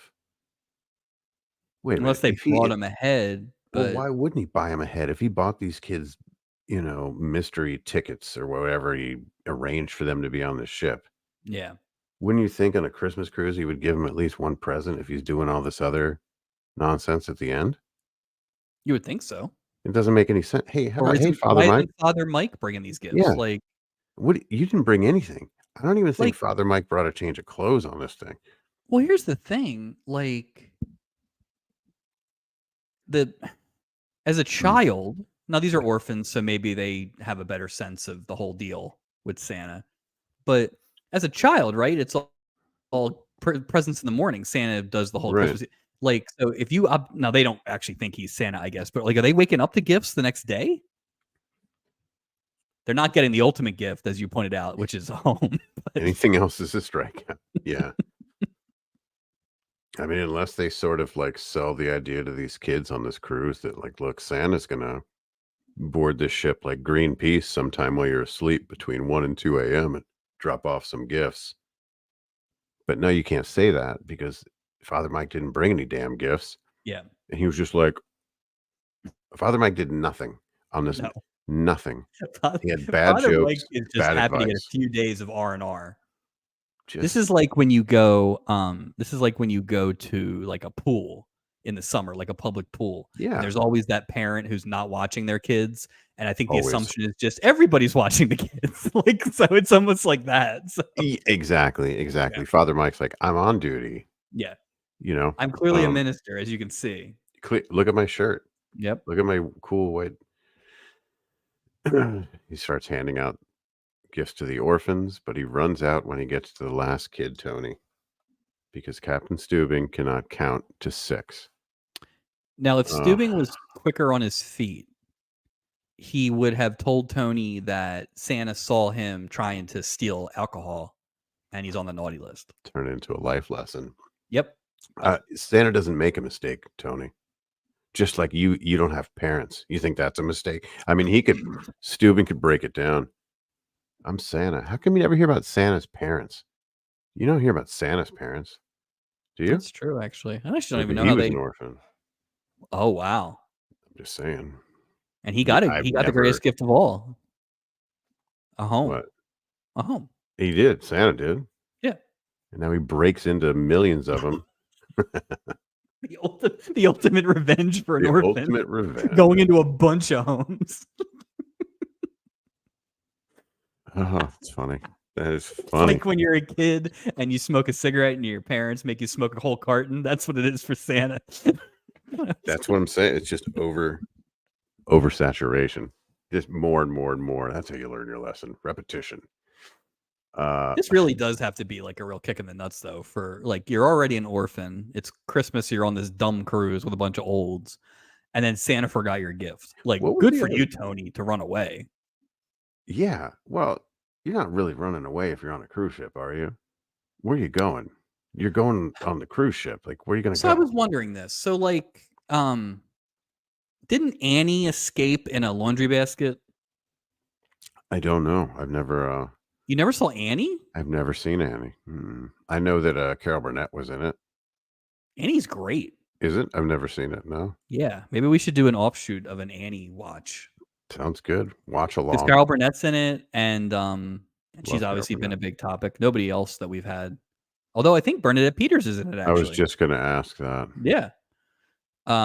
So I think Annie or the dog, or Annie escapes and gets the dog, but I think there's a laundry basket escape in there. So anyway, point is, if Annie can get out of an orphanage past a drunk Miss Hannigan, Tony should be able to at least buy himself a couple days. Fair enough.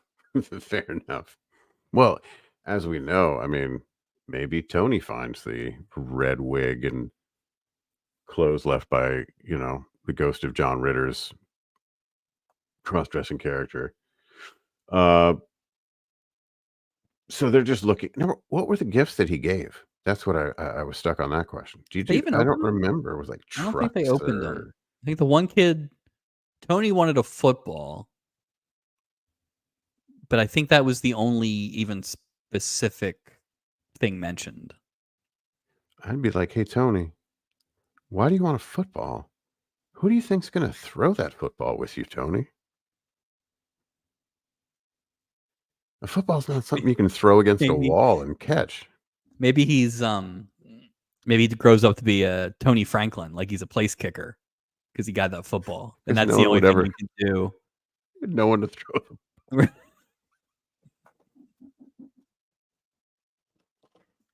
He went on to be a very famous designated hitter.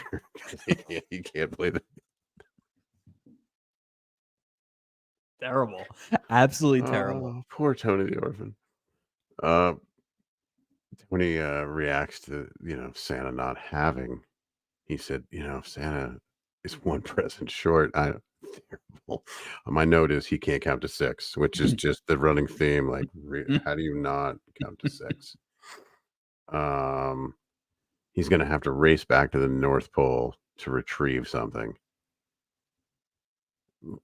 You mean the gift shop? And by the way, does the gift shop only have 5 things you can buy?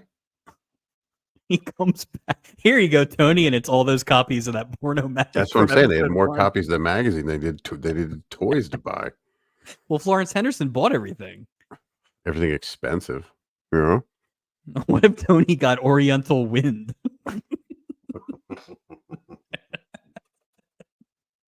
Big old bottle. Big old bottle of it. That's fantastic. Oh man. Tony is tearing up and races off, and Father Mike goes after him. And the crew says sympathetically, poor Captain Stubing. Yeah, No. this kid is missing. How about Tony?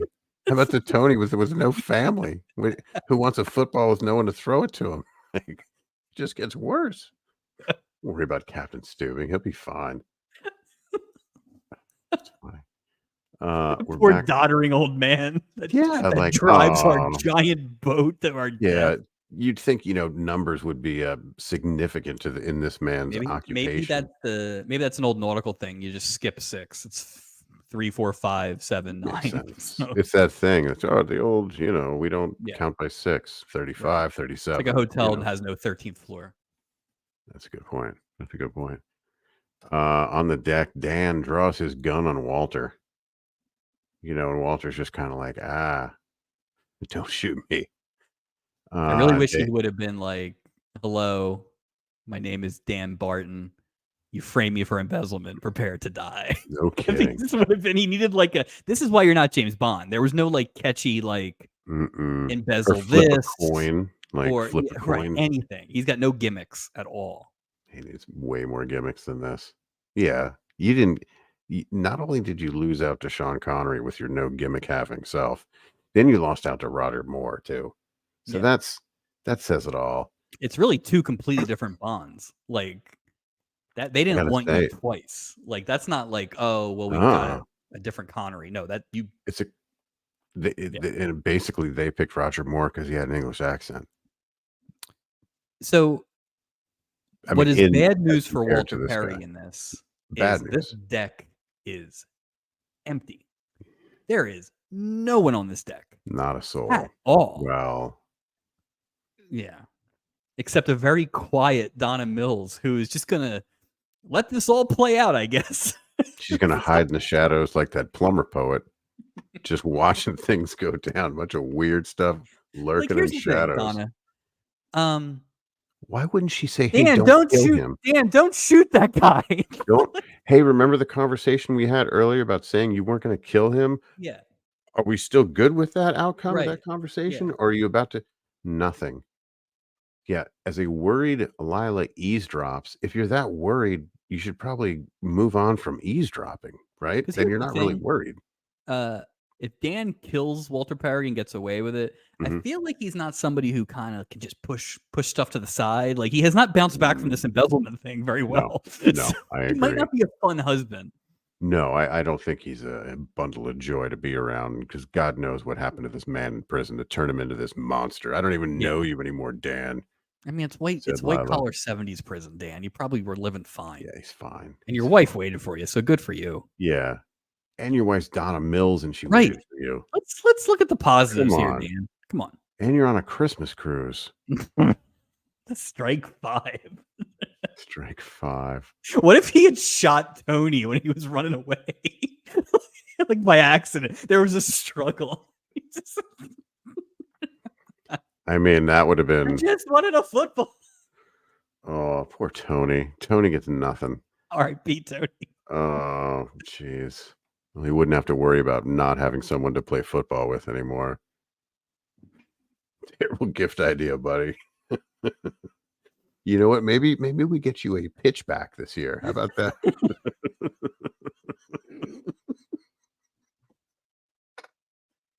Christmas episode, ladies and gentlemen. Christmas episode. Anyway, he doesn't he looks like he's winding up to shoot Yeah. Yeah. Walter Perry, and then all of a sudden, the middle of the second stanza of Silent Night seeps through the wall. I guess somebody, The like, left the door open to get a cigarette? the trade wind shifted and we Right, could hear, yeah.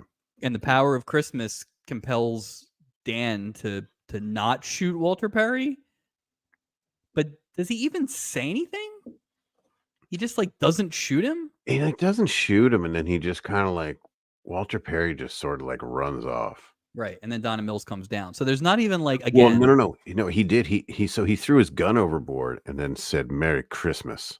I missed that he threw his gun Yeah, overboard. threw his gun overboard and said, "Merry Christmas." And Oh. then Lila rushed down the staircase and gave him a hug. Oh, I missed that. Hmm. Oh, It wasn't a man. good you didn't miss much on that one. Um, Santa oh, we found Tony. Tony was hiding in a shower by the pool area, and he says, "Go away, you blew it." True. I mean, you You must did. be loving this because Steubing is getting called on his crap every week now. He should. His dad, like, it's just Yeah. He had, like, 5 episodes where people respected him, and now it's, like, automatically The Cook last week? This is 3 in a row. that's true. Maybe the cook was onto Anti-Steubing. something. Yeah. Uh, Santa Steubing admits that, yeah, he blew it, and he tries to fix his screw up by pulling out the most ridiculous thing to give this kid. This is it? That's all you got? How about you know what? I got one. How about a telescope? What? How about a What? telescope? What I is don't a even know what it kid? is. What is a kid? Any kid, home, not home. What is a kid going to do with let's see, an instrument that has been designed to help navigate a ship? What are you going to do with that as a child? He's like, "Well, maybe if you have a, a miniature ship that you navigate in the orphanage." I Well, and Steubing says that his dad gave it to him and his grandfather gave it to his what are you dad or whatever. doing? It's like, Why so would you that even thing is give that made of, like, away? just asbestos and, Lead, lead paint. mercury. This kid should not have this. There's, like, No. polio in that thing. Like, that kid should not be anywhere near this thing. Awful, so Awful that's the gift. You best you give him, you can know what? do? Give him Steubing, a give him captain's money. hat. Give him money. Something. Anything. The Just short jacket. That's what you should have given him, was a short just jacket. Tony's wearing a something. blazer. He's clearly a jacket man. It's just I'm just looking at it, and then they go, "Well, then, Tony mulls it over, decides that it's pretty cool." No, it's not. No, he Tony's didn't. Tony's No, he didn't. incredibly polite. Good job, To Father Mike. look, Honestly, those kids were well behaved, Tony except wants for a trying to steal family. booze. Tony wants a family so bad, he's willing to pretty much accept anything. You could have given him, like, a cup of water, and he would have been like, "Oh, thank you, sir. May I have another?" Tony's in a bad spot. Yeah.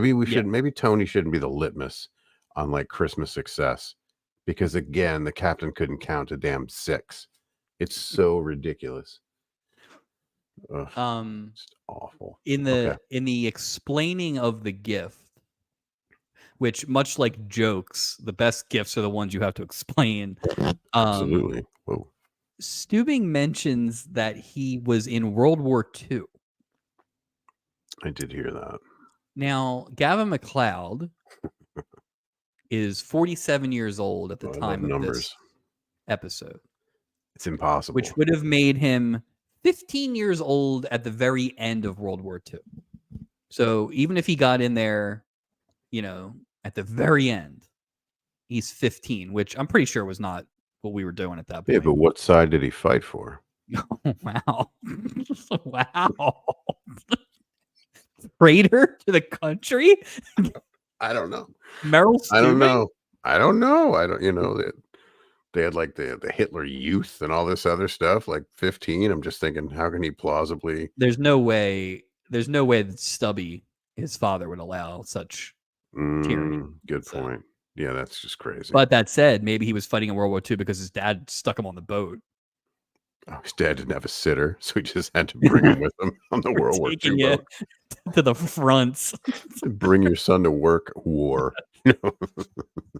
So yeah, they have not established anybody's actual age in the show, like the character's age. No. So we're always working off of what the real life age is, which is not necessarily true. And Gavin MacLeod, if we didn't know he was 47, we probably would have said he was 57. Probably, It's right? the hair. It's the hair. Yeah. You don't know. And It's so really, if you're 57, then you're 25 in the war. That makes sense. So yeah, they're loosey goosey with these numbers, especially like you'll see it with Doc, with like the women he's with. You're like, how? This doesn't make any sense. but You know what I Doc's mean? only She's 44 or something. it, they just age looked different then. Age did Something. look different. No, It's it just did. different. It did. And it's not even like, except for being bald, Gavin MacLeod, if his hair was darker and he had a toupee, if he doesn't look facially old. He would look with some hair dye. I think he would look. You'd think he was 47. You'd think he was 47. Exactly. He looks younger than Walter Perry. He definitely looks younger than Walter Perry. Yeah, that's a good call. Yeah. Interesting. Audrey tells Paul that after the cruise, she plans to blow a whole lot of cash on a new furniture set for the living room. He's saying, "I see your furniture set and raise you a clown suit," and it just keeps going. Audrey's chuckling that lately she finds him delightfully hilarious. And I just said, this has been a complete waste of time, this storyline. They never gave us any reason why they were fighting in the first place. Nope. And then they solve it by him being drunk. Right. That's the only reason they're getting along, is because he's drunk. Well, there's some That's moral there, right? Well, you're having marital problems, have a drink. So, like, for instance, my wife always, I think it's a joke, says I'm better 3 drinks in because it cuts down on your anxiety and things like that or whatever. Sure. Fair. But we're not fighting for divorce unless I have 3 drinks. They are going to have to suds him up every day to survive in this marriage. And all of a sudden all your problems are solved. Even if it wasn't drunk, all your problems are solved in an hour. Outrageous. Horrible storyline. Just unrealistic in every way. Best. Just not. And I just don't. I think it's just a poor use of both individuals. Maybe it is for Shecky Green. I don't know, but at least, and of course, that's singing. Stubing returns to his office where his crew has been waiting to surprise him with a Merry Christmas. He stares him in shock. Like, what are you doing in my office? They explain they were feeling sorry for themselves, having to work. And then they realize that they have 2 families. And this is where it's just... And that is Captain, he's the head of of that Love Boat family. Stubing's all choked up. They're proud to have him on his crew. Prouder to count them as friends. He breaks the no present exchange rule. You know who's probably mad about all this is Hmm. like the deputy captain from a couple weeks ago, Oh, Mr. Whelan? or the chef, or literally anybody else on the staff of I this boat is not family, is not getting gifts. Like, Like, what a click. this couldn't be done in the ballroom, so you could at least pretend there were other people there. But I guess it couldn't be done in the ballroom because upstairs, downstairs. It's so crazy. Like, sometimes that phrase is thrown around at work, like, we don't want to work in silos. Yeah, But this silo is very limited to very yeah. few crew member. It's odd to be like, Merry Christmas to you select members. The Equal, hmm. whole work family thing, it just made me think that the Princess Cruise Line definitely made people come back to the office pretty quick after the pandemic. Like that's the kind of talking point Oh, stuff that's like, oh, we're a family and we miss you. Please come back and we just want uh, to be together again. fill out all these clipboards of people's room number assignments. So That's funny. That's funny. Here we are, Florence Henderson working a song into things with her talking weird song voice. She sings a Christmas carol. Passengers arriving for a big turkey dinner. Walter intercepts Dan entering the dining room. And this is what? yeah, yeah. Hey, how about don't believe Walter? How about that? He's got no credibility because he So sent you he's to so prison. he's lying, right? Of course he's lying. Oh, and I'm going to ensure that you get your law license back. Brr, brr, brr, brr, brr. No, you're not. Based on what? Like, you're just saying that because you're like, oh man, I better say something in case he has a gun that he didn't throw The overboard. second gun, yeah. See, Right. this made even more less sense now that I realized they threw the gun away. Yeah. But if you're Walter, you just gotta get off the boat, right? Just I mean, get off the that's boat. just I'm you not just going gotta to get off the dinner. boat, right? I'm Yeah, laying low. yeah. I'm in my room like Donald Flanders the rest of the week. I'm That's not it. coming out I'm at not coming all. out. Doc tells Father Mike that a bunch of stuff was collected for the orphanage. And when Gopher asks where they should send it, Tony suggests they just give it to Captain Stubing since he visits the orphanage every month to say hey to all the kids and to do fun stuff like take them to ball games. And You know Julie, they're angel games though. Stubing's not popping for Dodger tickets. no, No. that's a double A at best. Like you better Oh forget wow, about that's really? double So A ball. Yeah, like you're not even not. going to the majors? No, no, no, no, no, no, He's gonna go and see no. Albuquerque. That's some So JUCO. Yeah, go see the Isotopes. Go see, Southern Santa Clara State Community College play their games. Julie realizes, I don't know how she realized this, Captain Stubing must be the mysterious donor that finances the orphans' cruise tickets. And I wrote, that is quite a leap, Julie. That is quite a leap. but she was right. She was right. I So this was different than the Gomer Pyle is the jewel thief reveal at the end, in Hmm. that I definitely was surprised, but Yeah. I was surprised because I had given it zero thought. Same. It was a throwaway. I just hadn't even thought about it.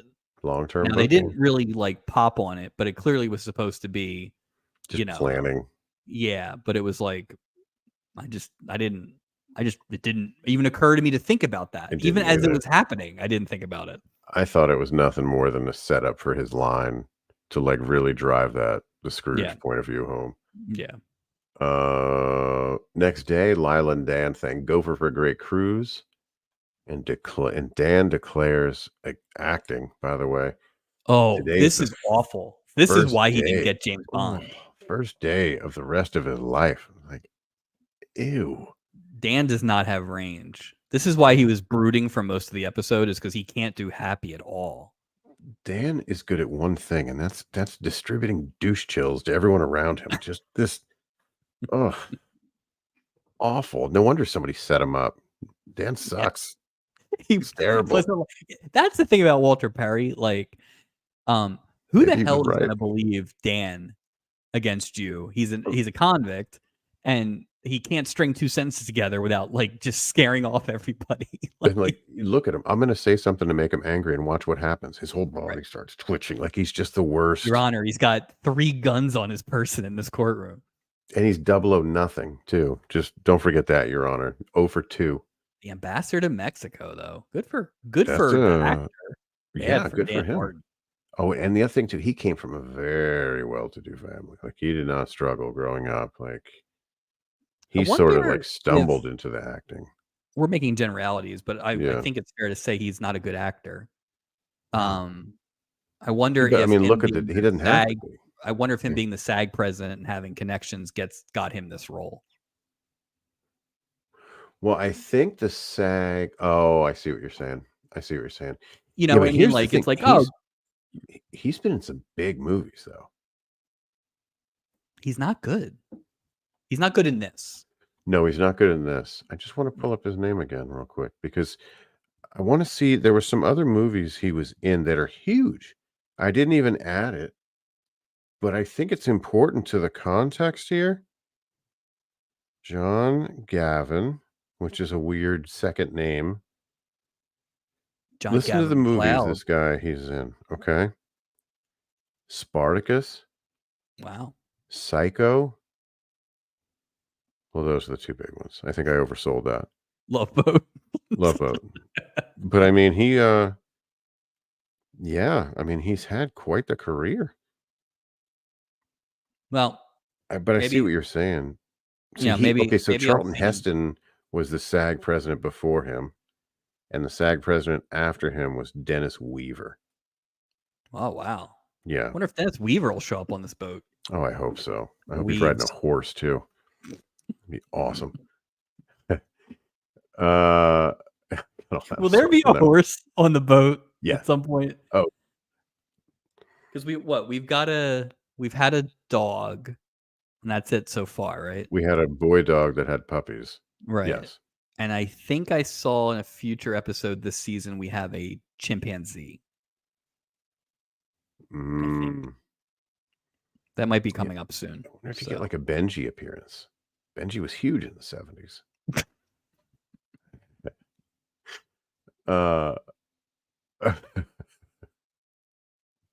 Just see a portal with Benji. It's like that's all I want to see. That's funny. Oh, that's funny. Oh, all right. Audrey and Paul have decided they now love each other, love all the things they once hated about each other, and no longer want to be divorced. And she's singing her way out, like, goodbye. Goodbye. Please don't come back. Worst question. Yeah. Worst storyline we've had so far? Like in terms of least to offer? It might be. The prank one was pretty bad. I think this is worse than the prank one. I think it is. I'd have to look at all of them lined up, but it's like I'm not counting the Sandy Duncan one as bad. That's just misplaced. I do think this is the worst. I think this is the worst storyline they've ever had on the show. 11. Because even like the other ones that kind of are comparable, like the George Jefferson stuck in the elevator. But at least there was points that were either funny or something. Yeah, this is pretty bad. Like, were we supposed to laugh at their inner monologue? Was that the intention? Because the laugh track didn't go off. No, it was not funny. So it was like this weird, serious, very strange. 6 orphans give Captain Stubing a bottle of champagne. The crew wonders, like, how did you get your hands on a bottle of alcohol? And one of the boys says, where there's a will, there's a way. I don't know why I wrote that down. While 2 other boys, the patented Little Rascals disguise, one atop another shoulder with a long coat, amples off the ship. Very strange ending to the show. Love it. Well, Like, it was just very, out. like you said, Little Rascals. It was very orphan hat tip to the old trench coat bit. Just I guess. I don't know. I mean, it wasn't the greatest thing in the world, but that's the episode. Yeah. Weird ending. No, you feel like empty, like nothing was settled really. Like No, Captain nothing Steubing happened. still can't count. Nothing happened. They're still not getting divorced. This guy's still not killing this other guy. Like, No. what's really changed there? Nothing. And I mean, like, Dan Barton is still not rehabilitated. Like Oh God, no. even if he feels like he's won the day, he still has to go prove his innocence in a court of law. He has to get his, license renewed. I don't know. Maybe he does. Maybe, yeah. Who knows? If Walter Perry's on the first boat to Mazatlan, you're never going to find him. Yeah, it's not looking You good should for have shot. Dan. You should have shot him, Dan. We should Or have at least shot off him. Yeah, you already have friends in prison, so it's Yeah. not like you don't know what you're doing. You probably know how to play some card game or something. You'll be all right. Quite an episode. So, yeah, I guess it is. So totals in a recap. King of the Mountain. I mean, no, this is not the best No, episode. This is no, there's no very mountain. possibly the worst episode.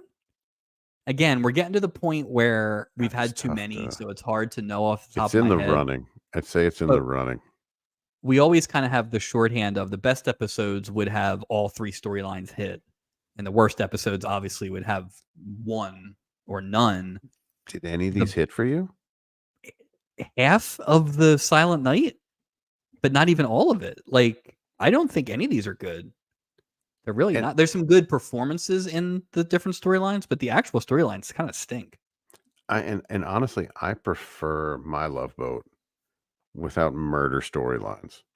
Like, I didn't like that. I didn't think it belonged on the show. I really it really bothered me. I just thought, like, there's so many detective shows on TV, and this and then that. Really, like, we got to go here. It's called The Love Boat. That storyline had nothing to do with. He didn't